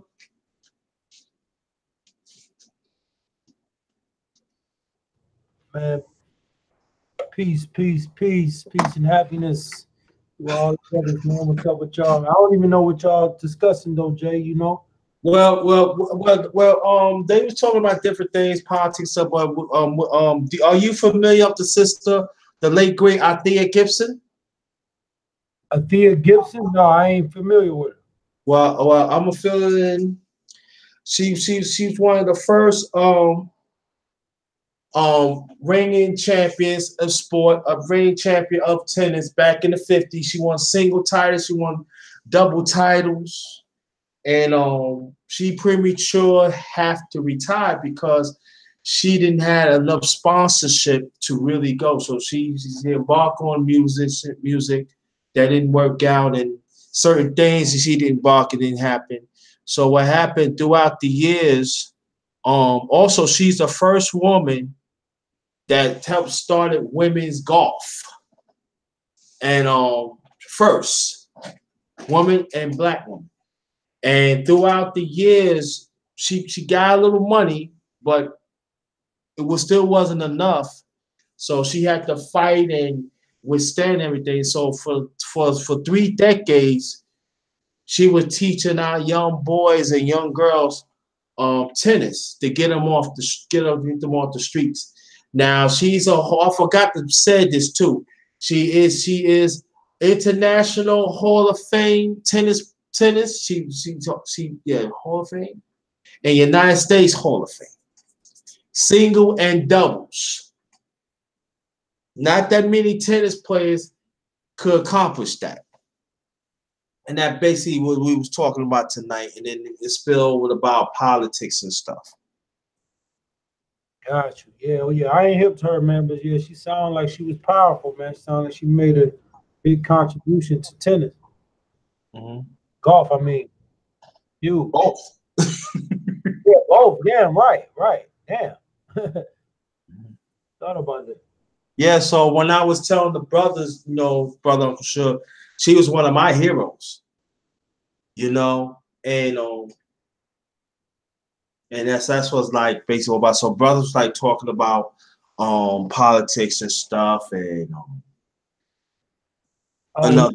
Y'all can just pick it back up, man, and I'll listen in, man, and I pick in when y'all, you know what I'm saying, where I feel need, but I don't want to go backwards on what y'all was talking about. All right. And what's up to the brothers on the panel though? What's good with y'all, brother Rob and the other brothers? Man, everything good, man. Just here joining some good company, join your brothers, getting some more knowledge. I just appreciate you guys letting me be on the panel with JT. I appreciate him for letting me here. So, I'm gonna get my facts and put my opinions out there, and I can learn something from you guys. Since I'm probably the youngest on this panel, so let this young brother know something from old school cast, man. I appreciate. I invite you on the panel because you're a good brother, man. You got something. You got some. You have to understand. You got something to bring to the table too. But it's all about how you bring to the table. And then I always think of you as family. You know that it's hard to get you because you're busy, and handling your business and stuff like that. But you know, I don't use family that light. I don't do that. But you good. You in good hands with these brothers here. You in good hands. So you part of the family. You good. I appreciate that. Definitely do. Yeah, but brothers, I want to ask y'all this question, and I'm putting out to all the brothers and stuff like that. How do we get our young boys to learn more about our queen, the late great Althea Gibson, and others that made a major contribution in our community? I'm not just talking about like women's lib and all like that, because you know people they use that lightly a lot about it. You know, some of that deals with feminists. I don't want to deal with that because women's, you know, hey, we respect the woman, respect they exist and everything. I'm not talking about that, but I'm talking about how do we get more young boys and even men to dig more about the women in the past that made a solid contribution in our community and throughout the world.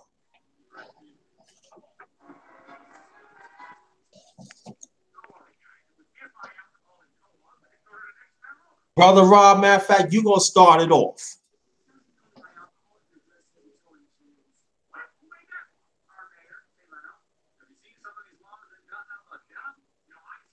Hello?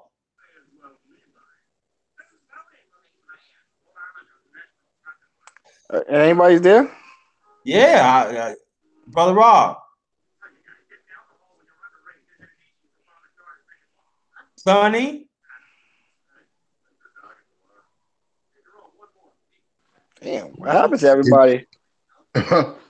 Oh, give me Sonny's there. 30, give me 30 seconds and I'll take it. Yeah. Wait, let me. I'll answer it, bro. I just got. Oh, go ahead, Shug. Go ahead, Shug. Well, one of the ways, bro, is people like us or whoever got platforms or whatever, man, it just got to be talked about. You know, we got to talk about it more and you know remind people about them. And you know, one thing I noticed that a lot of folks do, you know, on the YouTube platforms, you know, when they talk about the black, you know, leaders and whatnot, they only really bring up the same certain few. You know, it's always about Malcolm, Martin, Marcus Garvey. You know, that's it. They never talk about the black inventors. Like all the people with all the patents. Man, I mean, the list is ridiculous, man. Like, I mean, for real, when you get the name, you know, the black people, black leaders in the past. Like when we talk about who influenced the black people most, or you know, we got to start to think about those type of people, man. And that's how. That's one of the ways I think we can get it out there more. Like we just got to talk about it. You know, but you think about it, people always bringing up, you know, Malcolm X and Martin Luther King most of the time. You know, they don't bring up the you know the Otis Boykins. You know, a guy with like what 28 something goddamn patents or something. Lonnie Johnson, he got like 80 patents. You know, Adam C.J. Walker, she was the richest black woman, the, Mm-hmm. the first female self-made millionaire. You know what I'm saying? Like, we got to talk about that shit. Yeah. That's what I think. Yeah. And also I did it. Also, I did a live stream about Winnie Mandela, the late great Winnie Mandela. Y'all can look that up on my channel on my channel. You know, and I said anybody else could chime in. Brother Rob, you heard the question?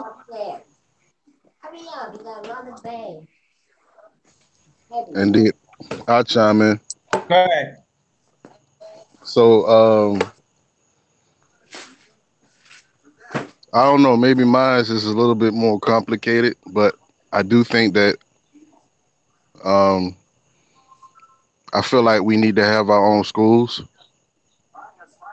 with our own curriculums. And I think that some of that needs to be placed into history classes. Or um, I also think I also think that we should try to get to the point where we can kind of homeschool our children. But again, that's something kind of like hard to do because a lot of parents are not in a position to do that. Mhm. So how do we do it now in the condition that we're in? Um, I would think it would have to be something as far as like a mentoring group. Like we was talking on the stream before, we was talking about the OGs getting together, like stuff like this. Yeah. What I mean? It's going to take more than one person. I mean, you can start in your home teaching your own kids. Um, but I think when you put it into a form to where you get all right. So for instance, let's just say that there's a brother who is apt at training, doing some off season training for the youth for free, or has a non-profit organization to where they do that. Well, part of the class might be that they can you know before they start their drills, you can talk about a certain athlete and give them some sort of homework to do. Like the our children nowadays, we're falling into the microwave society. You know what I mean? We want everything quick. Our vibrations are so fast. You know what I mean? A lot of kids, really don't read no more nowadays. So like we would have to figure out a way to make it interesting to them. And I think once they start to read it, and then like you have answer question Q&A sessions with them, and like get them involved, I think they'll kind of open up to it.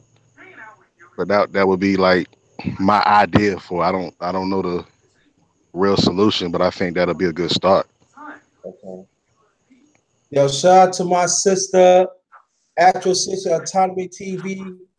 Sister, we read about Thea Gibson, the sister, and stuff. So we welcome you and stuff like that. And I appreciate you, sister. You always supported me. Brother Rob, are you around? Brother Rob on the phone. I just texted him to ask him was he still with us because I wanted to ask him the question about what the brother said about the school. Okay. Yeah, I was checking to make sure he's still with us. But I want to ask the brother about it because I hear a lot of us talk about the school. Okay, like and we say we need our own schools with our own curriculum.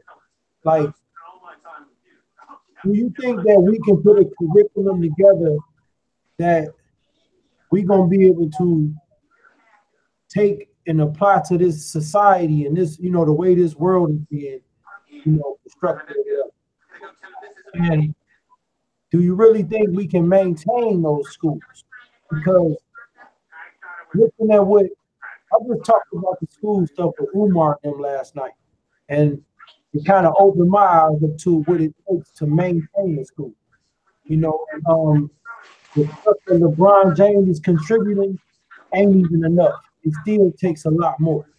So when we talk about having our own schools, I don't think we really notice how big of a task that is. Because there's a lot of funds that got to be accounted for. So do you think we really can, is that really possible, or is that just like a pipe dream? Can I answer that? Yes, sir. That's all I was really asking you, brother. Indeed. So is it possible? Yes. Is it hard to do? Most definitely. Because we not only need our own schools, we need our own hospitals. There's a lot that we need. Um, for instance, the Shriners. They got hospitals.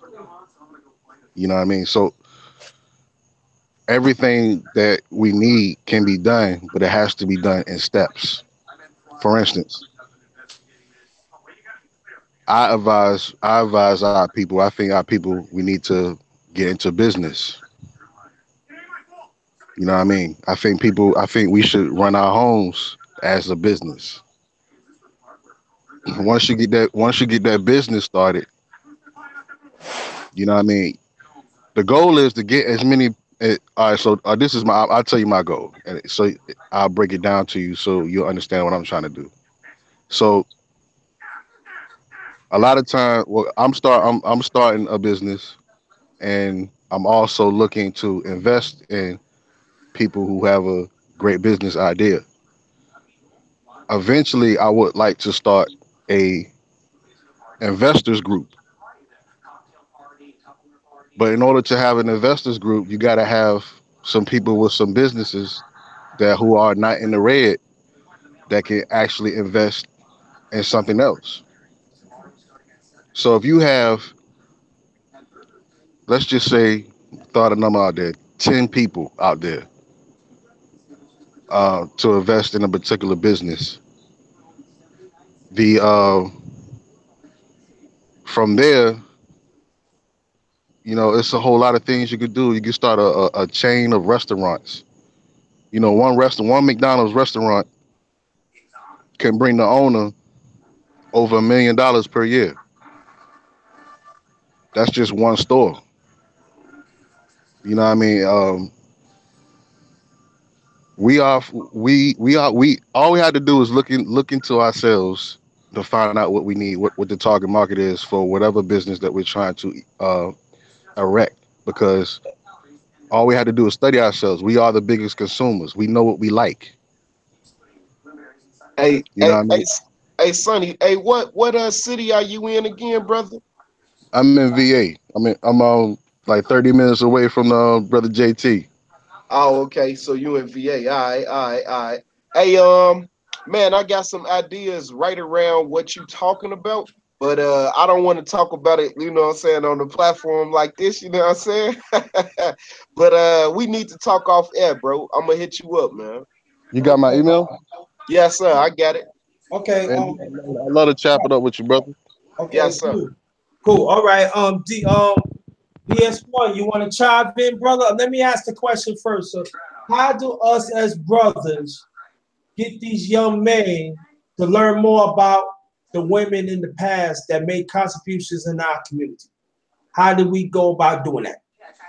Peace, stay sleep. Repeat that, bro. How do we as men get our young boys to learn more about sisters, learn about the queens in the past that made contributions in our community? Well, a good way to start off first is to do what you done tonight. Basically, give them a presentation. But other than that, I think the issue I think the issue really lies within how most most men feel about our women. That's really what's key, that we have to teach our sons that it's their responsibility and their duties to love their women.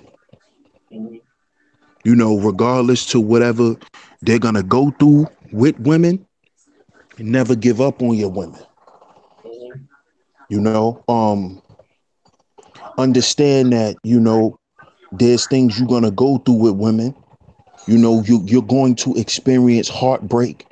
Like, we need to teach them those things first, because a lot of the men who speak this hateful rhetoric towards women is because of things that happened to them when they were young. These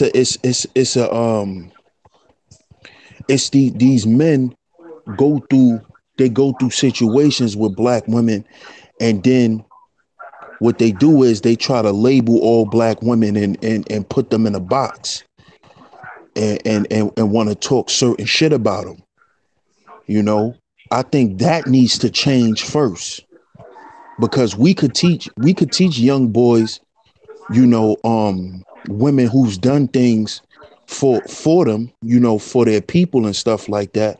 But if the love is not there for women, none of the history is really gonna matter. They're really not gonna take it the way they should. They're not going to process it correctly.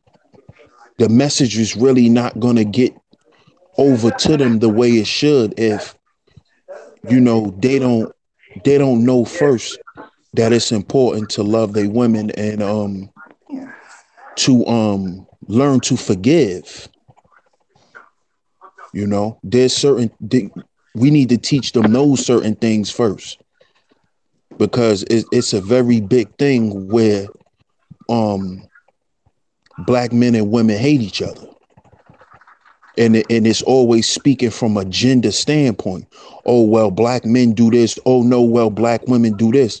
And then when you actually get into the conversation, it's always something dealing with someone being hurt.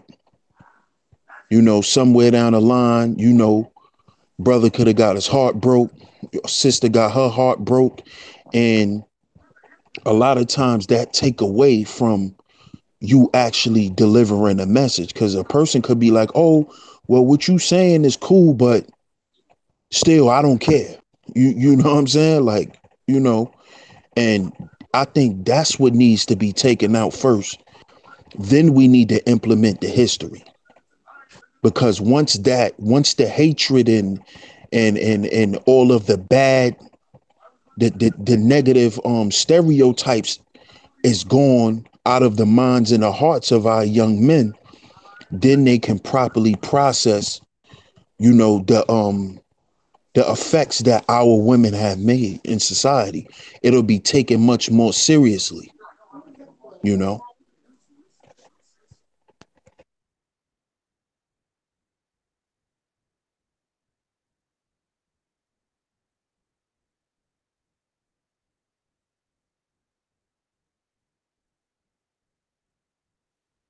I'm sorry. Well, I'll my mute fault. my. Go ahead, JT. My bad. Nah, go ahead, good brother.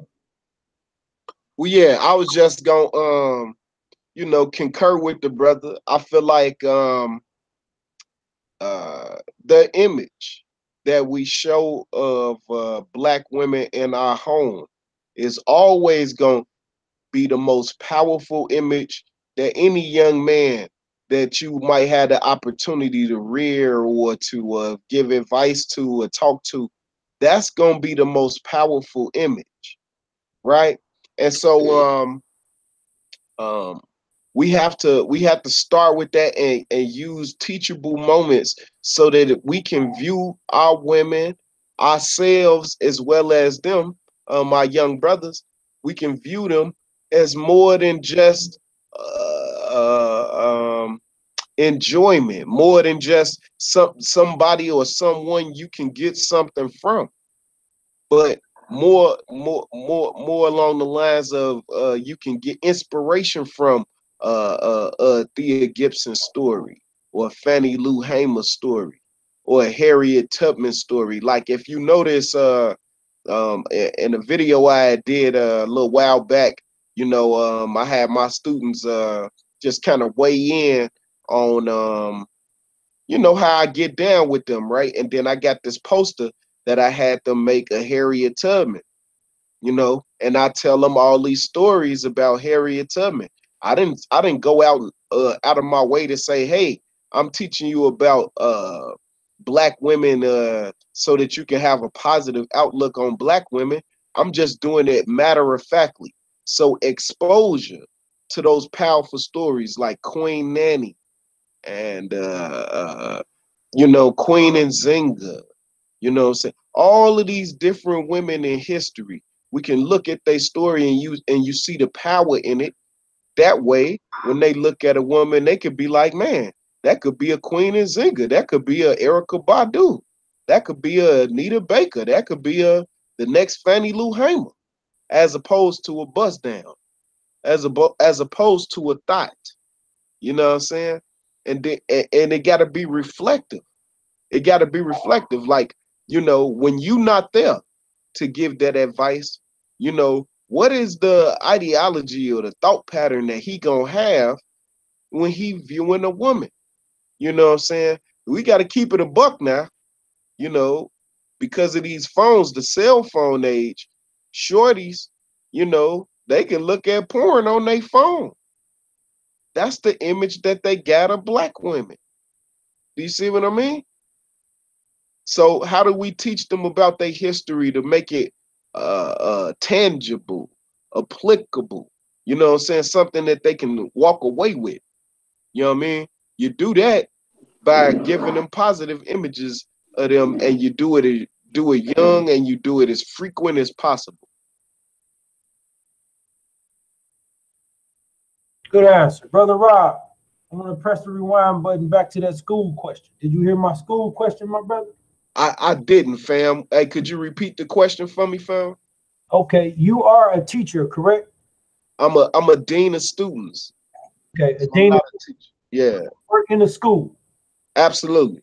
Okay, seeing what you see every day and dealing with the students on a day-to-day basis as your job. This is what you do every day. No Do, doubt. do you think, do you see blacks, having our own schools, our own curriculum, and all that stuff that we keep saying, like the Umar school that he's trying to do? Do you see Mhm. that being, happening, brother?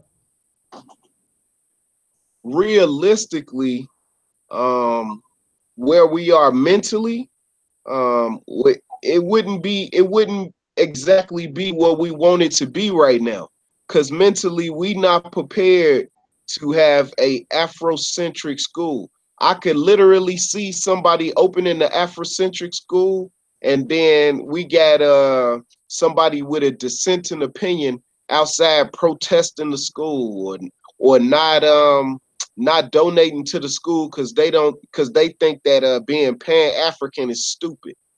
You know what I'm saying? So mentally, we not prepared for that step. To be honest, are there some Afrocentric schools that's around here where the students are thriving? Oh yes, oh yes, right here in Chicago. You know what I'm saying? It's a brother. If you're not familiar with him, his name is Marcus Klein. And if you just go and look at what that young man is doing with those students, right? You will see that it's entirely possible, and it should be that way. All right, so I'm gonna give you an example of when we had black schools where white folks, they didn't even think that we were gonna be a threat because we had our own schools. Look at what our own schools produce, though. So you have a J.A. Rogers that come out of that. You have a John Henry Clark that come out of that. You see? You have a John Hope Franklin that come out of that. You see? You have these people that come out of these schools. They wasn't Afrocentric schools per se, but the principal black, the teacher black. So they intentions are to ensure that every student sitting in that building is going to be reading at level or above, going to be able to do arithmetic and math at level or above, going to understand political science from our point of view, right? They're not going to allow you to be less than what you are. Cause see, at my school, right, I'm literally taking kids from a fifth grade reading level to a 10th grade reading level in 10 months. They last school had 4 years. I got 10 months. And I can show you, I got verifiable evidence. You know what I'm saying? All I have to do is contact a couple of my parents that care, to ask them if I could show their kids test scores online to show y'all that I actually do this work. But Suge, to be honest, realistically, we not ready for that step because we not prepared to completely separate in terms of education. See, we can be prejudiced with our money. We could do that, but we're not going to do it tomorrow. I guarantee you, over the weekend, we had a couple of sisters that went to some Koreans or some Chinese or some Japanese women or some Filipino women to get their nails done this weekend in their city. Well, that shit was in Brooklyn. I mean, it didn't happen in Cleveland. Do you see what I'm saying? We're not mentally ready for that step yet, but that is absolutely necessary. Dr. Umar Johnson is not wrong in wanting to have a school where the teachers look like the kids. you know. And he not wrong in that. You know what I'm saying? He not wrong in his intention. Maybe in some other things that I don't know about. I don't know. I ain't looked at that brother books. I ain't sat down and chopped it up with him, so I couldn't say that he on anything nefarious. But I will say that the brother is absolutely right in having the teacher look like the student, because their intentions are going to be different.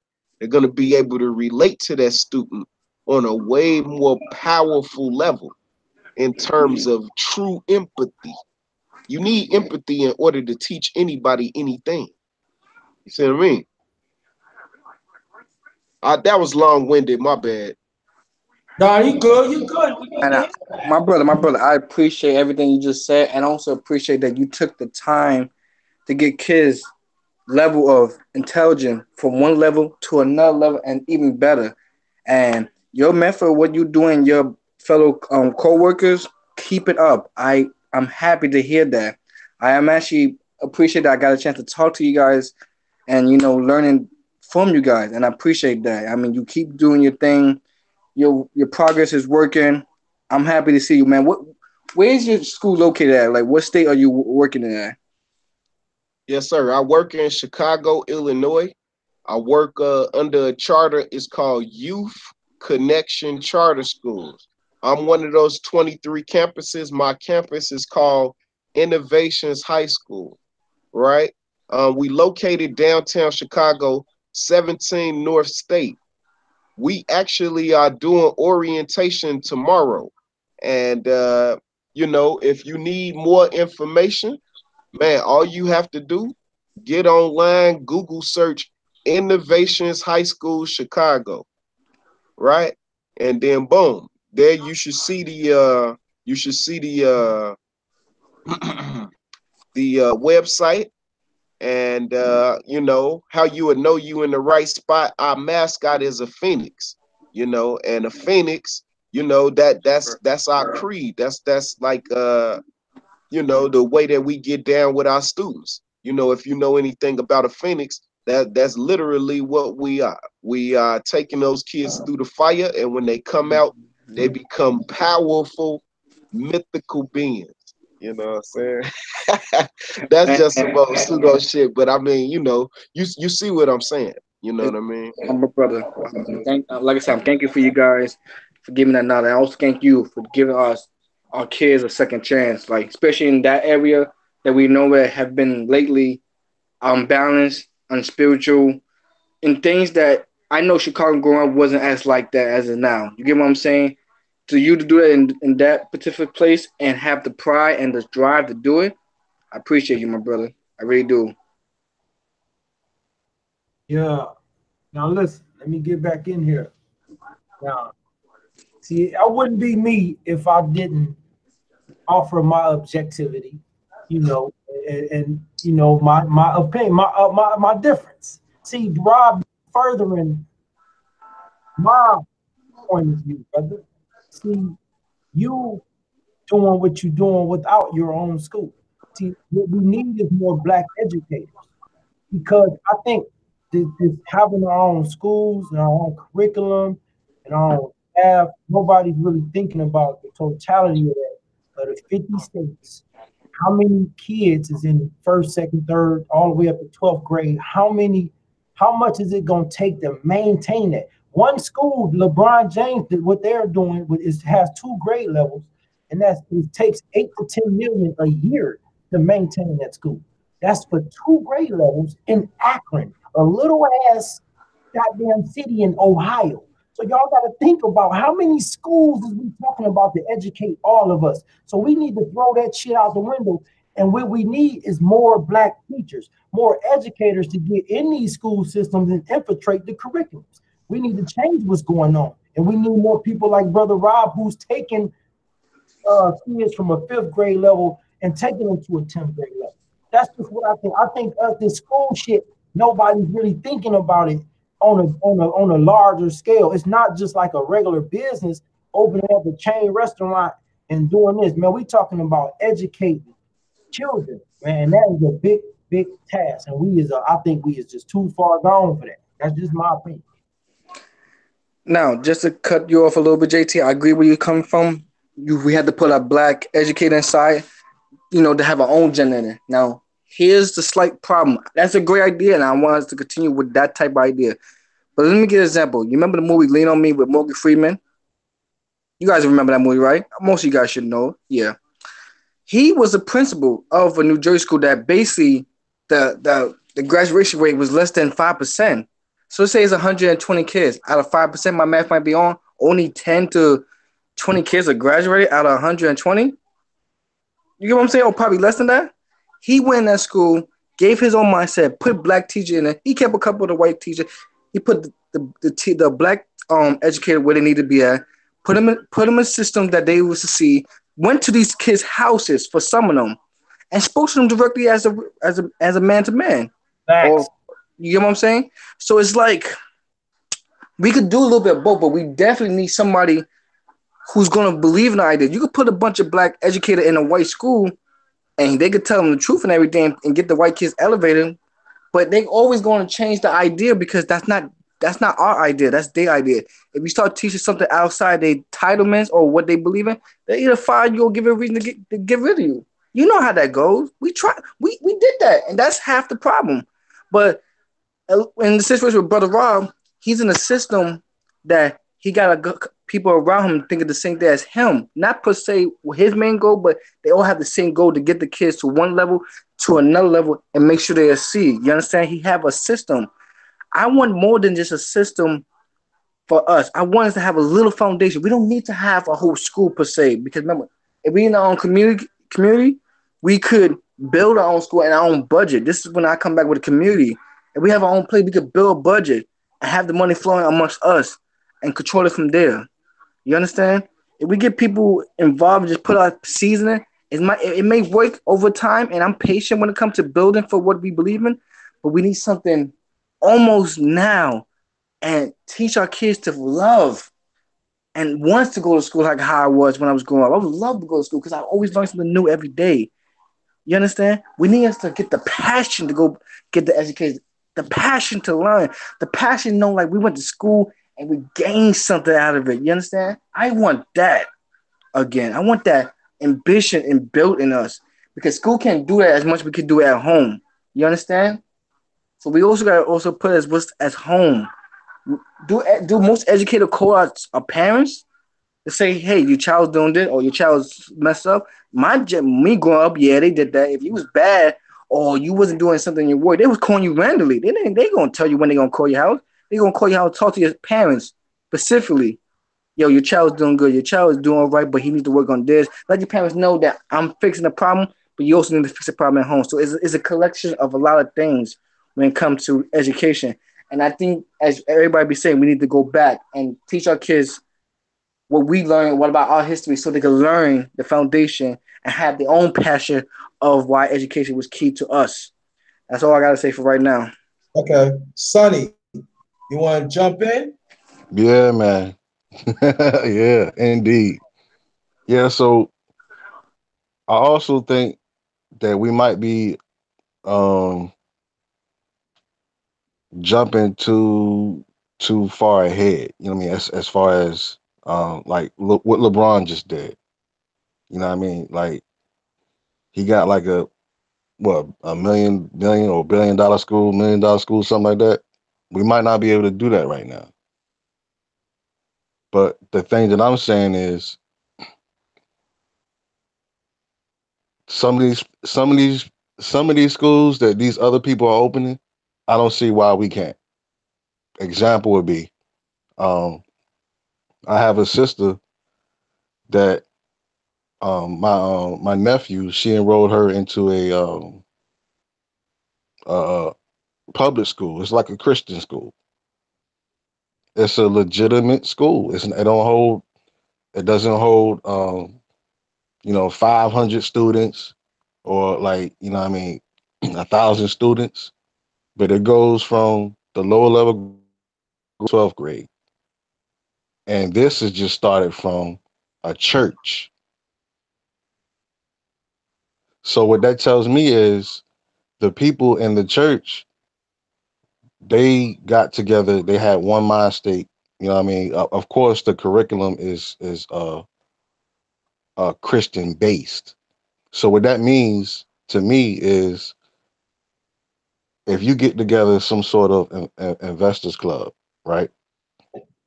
And you just sit down with everybody and you just plan things out.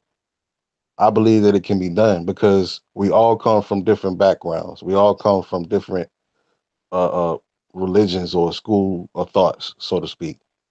But for the betterment of our people, we should be linking with ones who's willing to throw those petty differences aside for the betterment of our people. And then if you wanted to throw something in there to where you wanted to throw whatever measure in, it could be separate classes for that. You can even start a debate class off of that. You know what I mean? So like there are a whole bunch of small little private schools out there. We don't have to have a huge big school right now. We just need a blueprint on how we can do it the first time.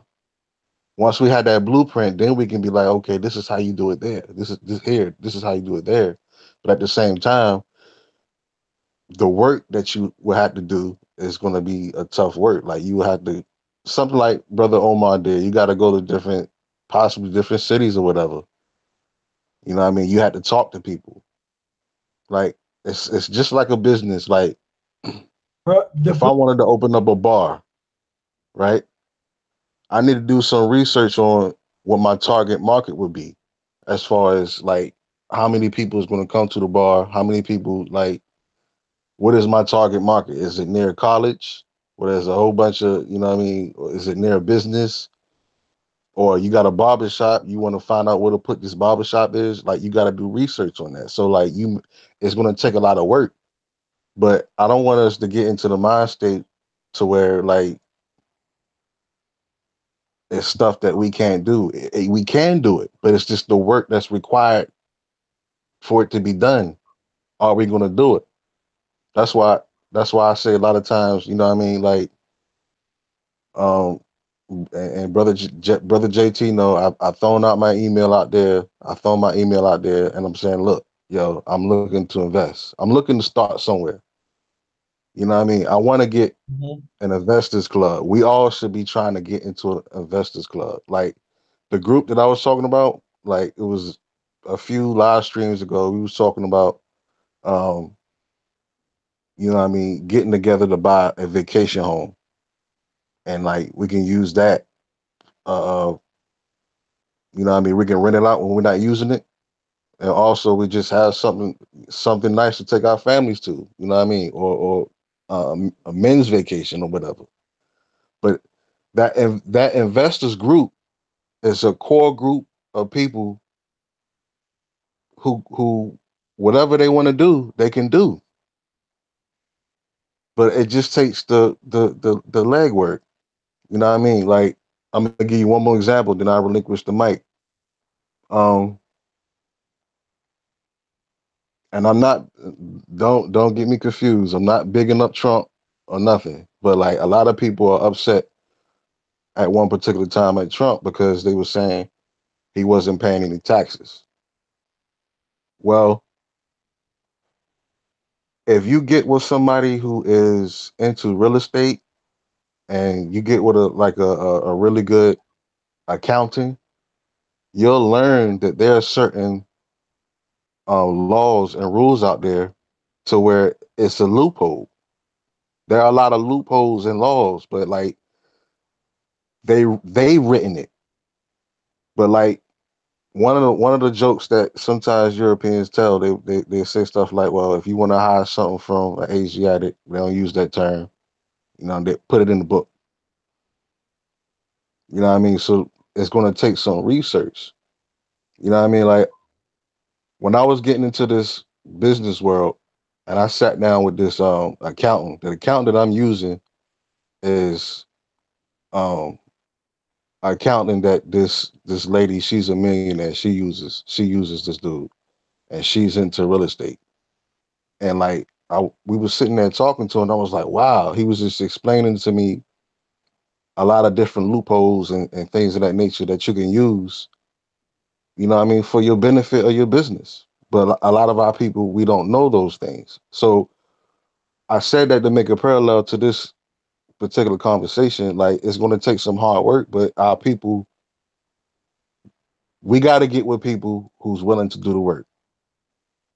That's just basically it. All right, Suge, Uncle Suge, my brother. I know you want to chime in. And the blueprint been there.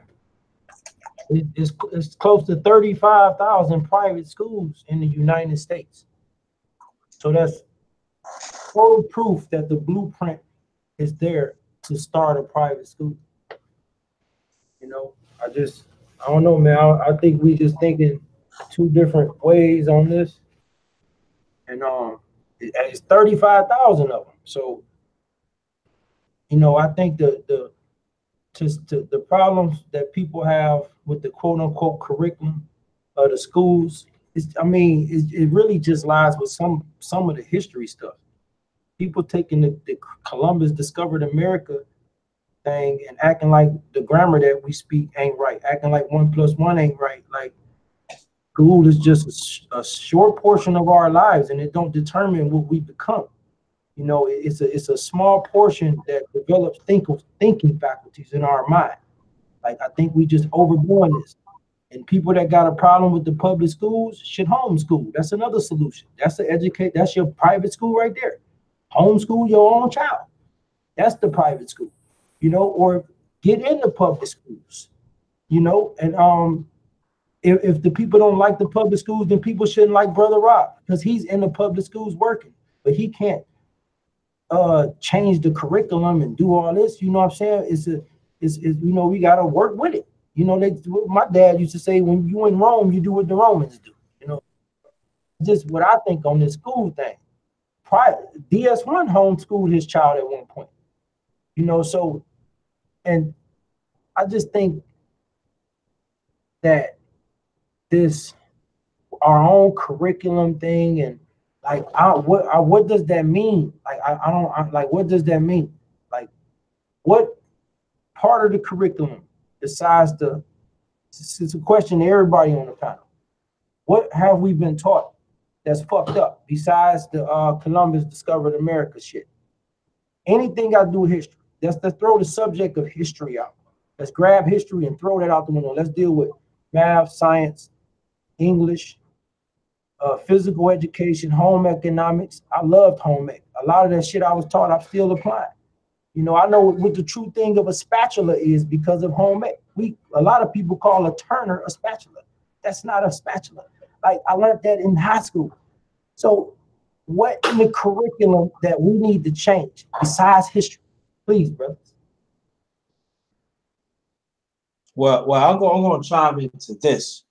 Hold on, let me give you this. I don't know why people send me some shit anyway. I'm not trying to feel it. Well, for me, it's this that sure that I'm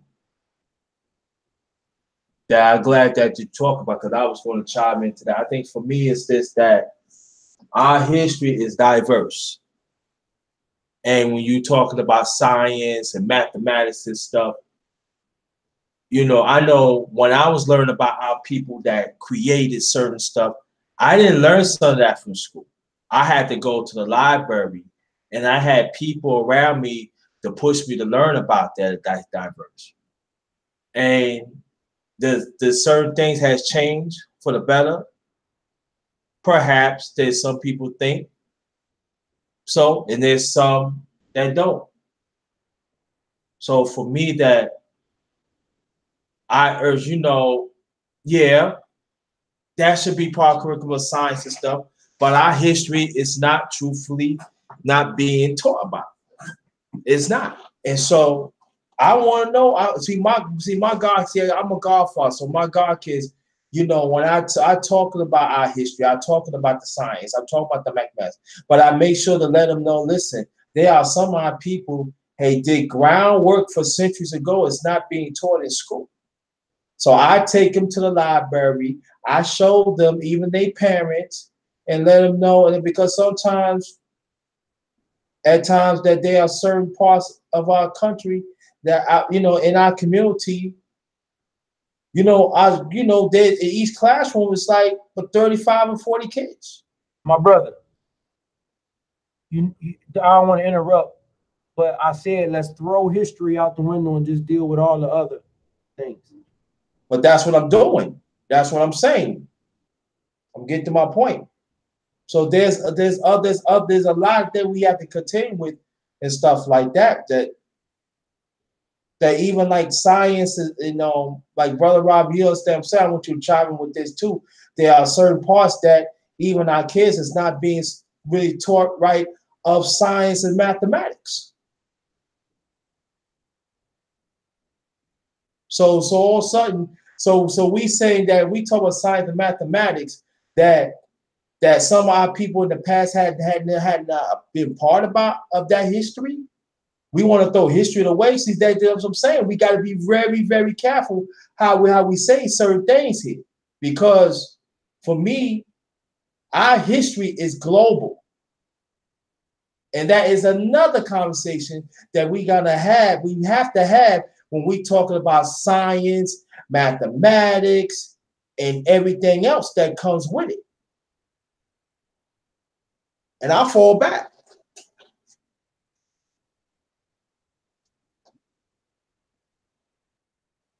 Yeah, I wanted to weigh in, and I thought listening to Suge question, I think that he's speaking more along the lines of administration, um, and what that would look like, right? So here in Chicago, right, about 15 years ago, the Chicago public schools went from an education system to a business model.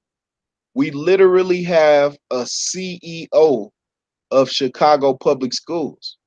You know what I'm saying? Because it's a billion-dollar business. We have to make sure we understand school education. It's a billion-dollar business. I'll give you a quick example. How much do you think it's going to cost in the winter months, depending on what state you live in, to warm a school, to heat a school? So that's what Suge talking about administration wise, right? And we talking about $10,000 to warm a school from September to March.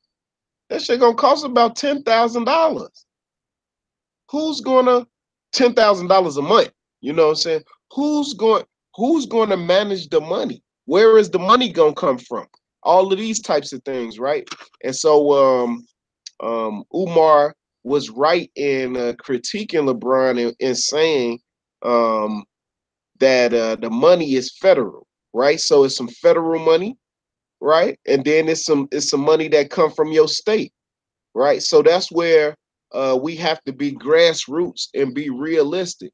You literally need some politicians that's going to be going down to your state building, whether it's a commonwealth or a traditional state like, the 50 states or whatever, right? You need somebody down there at the state building making sure that your people get that money.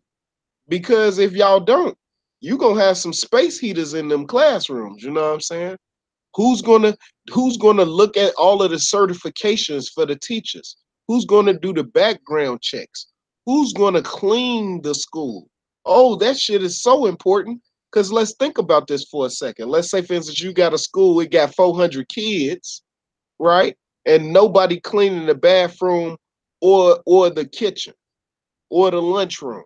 They not cleaning it. It ain't clean, right? Don't you understand? All of them kids gonna get sick, including your teachers. So what is that gonna do, right? To your payroll when all your teachers out at the doctor and now you gotta, come up with all of that money for them deductibles. You see what I'm saying? Because you are is essentially an employer at that point.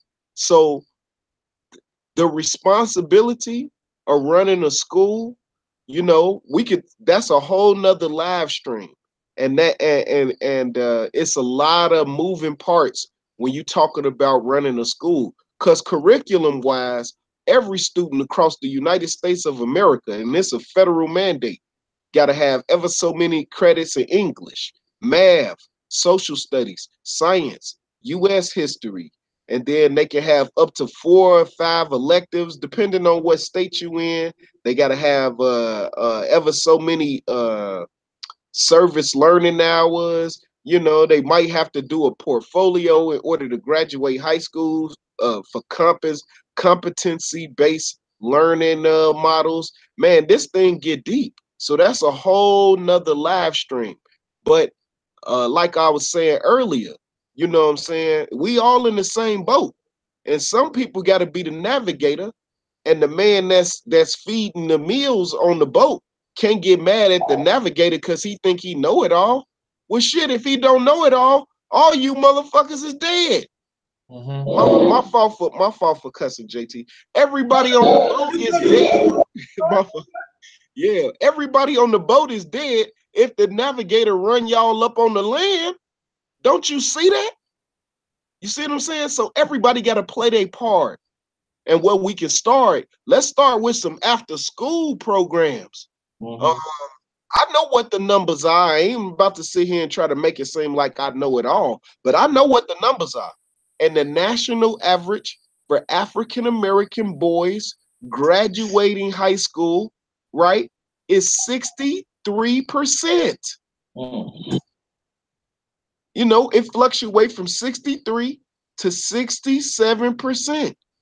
You compare that to whites and Asians, we talking about literally damn near, it ain't even a number for Asians. It's like 0.001% or some shit like that. What is that? That's culture. We have to develop a culture to that our students love to learn.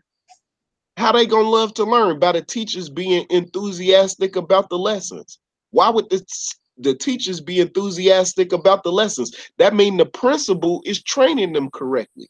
Where we gonna get these principles from? We gonna get them because we gonna grow our next administrators. We gonna grow our next teachers. You see what I'm saying? And that's where we start at. You don't start at the top, nigga. You start at the bottom. You start at the bottom. Let's develop some after school programs so that the next generation of kids gonna have dynamic teachers. You know what I'm saying? Fucking majestic principles. Like, you know, when they see the principal, everybody want to sit up straight and make sure that all of their penmanship is perfect. You see what I'm saying? That's where we start. We start at the bottom. Start at the bottom. Okay. May I chime in right quick? Yeah, go ahead. I agree with everything the brother JT just said. I mean the brother Rob just said. But one thing I would like to point out while he was talking, um, he spoke about a lot of the things because he's in the school system, so he knows a lot about the school system. So he basically spoke a lot about what needs to be done. You know what I mean? Like he gave a whole list, and there's probably a lot more that he didn't mention. But what I'm saying is, um, basically, he just gave a list. So, like with any type of goal or plan or anything, you should have a list of what you're trying to do and how to accomplish it. You know what I mean? Like the after school joint, like I agree with that. But I'm just saying about as far as a school or just a public school. You know what I mean? Like, yeah, we need to learn. We need to figure out who's going to cut the grass. We need to figure out this. We need to figure out that. All these things needs to be written down. Whatever you're trying to do, as far as a business or anything, you should write everything down that you have to do to accomplish that first. And you just go down the list. You pick the easiest thing, you research it, you find out what you need to do, and you just do it. You know what I mean? So, I mean, as far as I know, and you can correct me, brother Rock, because I'm not astute as far as how the schools work, but I know at this public school, not a public school, the private school that I was mentioning with this particular church, um, the parents had to pay to enroll their children into the school. So as far as the budget went, as far as um, well, I tell you this, all of the members of the church students went to that school, and then they had some students outside also. So um, the parents that wanted their children to have the advantage of being taught in a small school and get learning, whereas like kind of like one-on-one type learning, they were willing to pay for their children to be into that school. You know what I mean? So I'm just basically saying that my brother Rob, he just spoke of a whole list of things. You know what I mean? But like when we look at the whole list of things, sometimes we look at the big list, but we don't break it down into one singular thing first. Like you go down each list, and I just still, even though it's big and huge, I think we could accomplish it, but it's going to take a lot of work. Okay. All right. All right, brother. I'm getting ready to shut this down in a few. Each brothers make your last remark. Then I'm gonna throw my little thing, and it's over for the night. And I appreciate each of your brothers chime in. I very much appreciate this is sorely needed, and we need to do this more. And I appreciate your contribution. So we're gonna go down the All right. line. Rob, Yes, sir. Yes, sir. Well, man, brother, I appreciate you having me on your panel as always. I look at you and I respect you as my brother and as a man that's in the fight.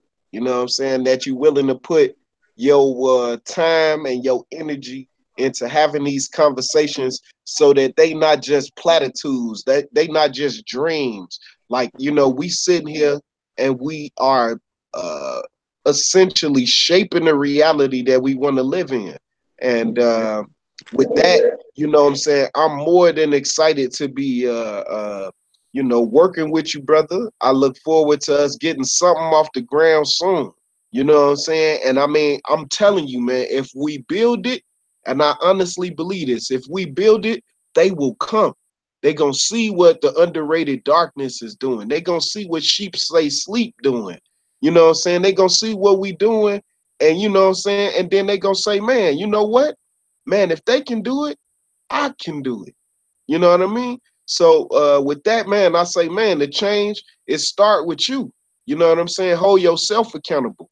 Me, man, I'm on 200 push-ups a day. I'm doing 200 sit-ups a day, and then I got a little workout I do in the morning before I start work, bro. You know what I'm saying? So by February next year, bro, I'm gonna be on live streams with my camera open, like nigga, what, nigga? You know what I'm saying? all right? But no, no, it's just look, man, and my final words is this, right? What we thinking, what we saying, and what we doing. When those get in line, brother, look out. Look out.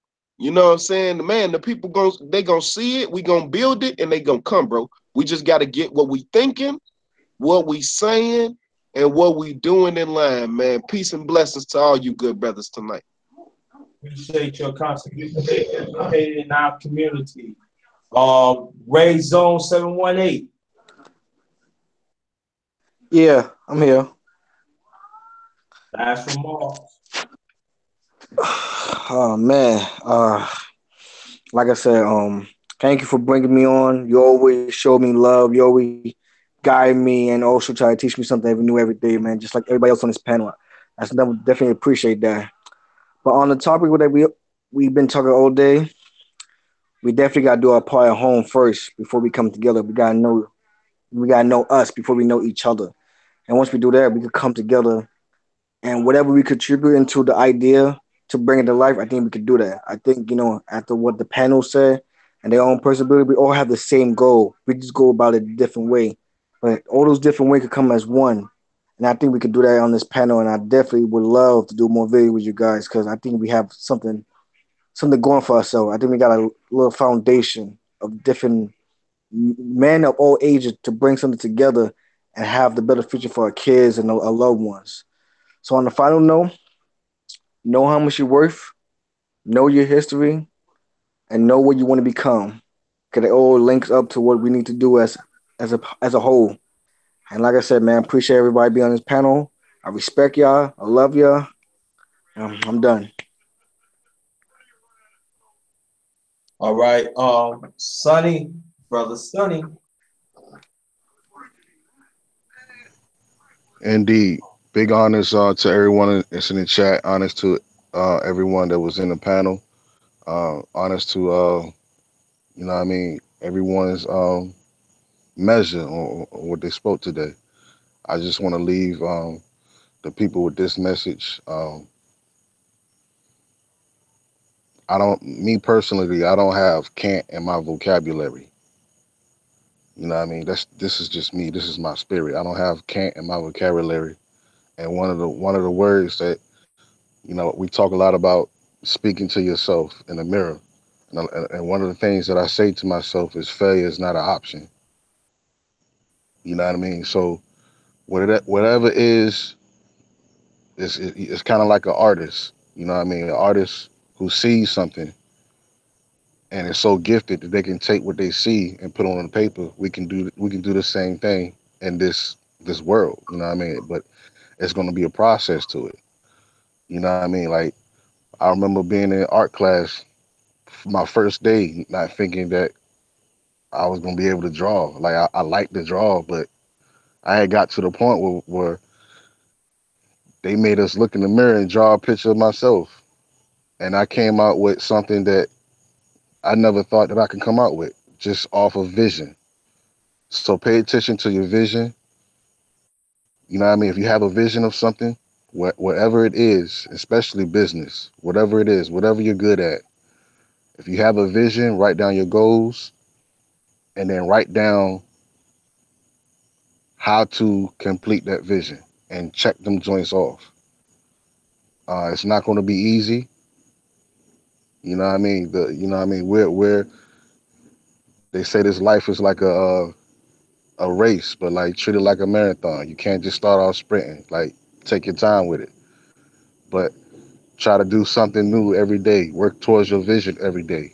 You know what I mean? I just want to help uplift our people. Whoever's listening, like you might have an idea of a business, or you might have something going on in your home that you might not have peace in your home. Just do you know if you could just sit down and think about and just meditate on how to bring peace in your home, you can do it. Especially you women. You know what I mean? If you have a spouse that you having problems with, you know what I mean? You got the power to change that whole thing just off of your vision. So um, with my last thoughts, I just wanted to uplift my people. You know what I mean? Just let you know it's nothing that you cannot do. But beware, whatever you choose to do, it could be hard. It's gonna take some work. You know what I mean? But just be prepared. All But right, you can do it. With that I say peace. all right, stay right there, Sonny. Uncle Suge, my brother, family. Last remarks.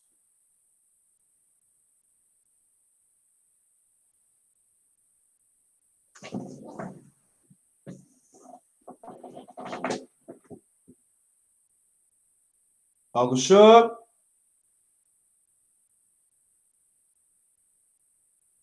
All right, wait till you come back. My brother, she stay sleep. Last remarks, my brother.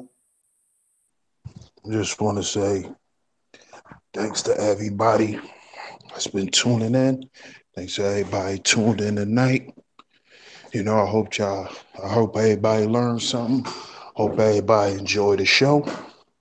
I appreciate all y'all brothers that decided to get on the panel and support me and my brother.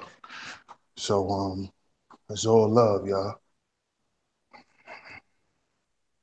All right, thanks a lot. Um, Suge, Last remarks. Yo, my bag, man. My bag, y'all. Thanks for having me, man. Oh shit. Peace and happiness to all the living organisms. That's really all I got to say, man. Thanks for having me on, man. Good show. I'm sorry I missed the beginning of it. You know, I don't know much about the sister y'all was talking about anyway, but shit, I would have liked to hear what y'all was talking about. But thanks for having me on, my brother, and peace to the brothers on the panel. Salute. Exactly. Yo, come back. Don't stop me fronting. We appreciate you. And subscribe to all the brothers on the panel before I make. Oh, one last thing.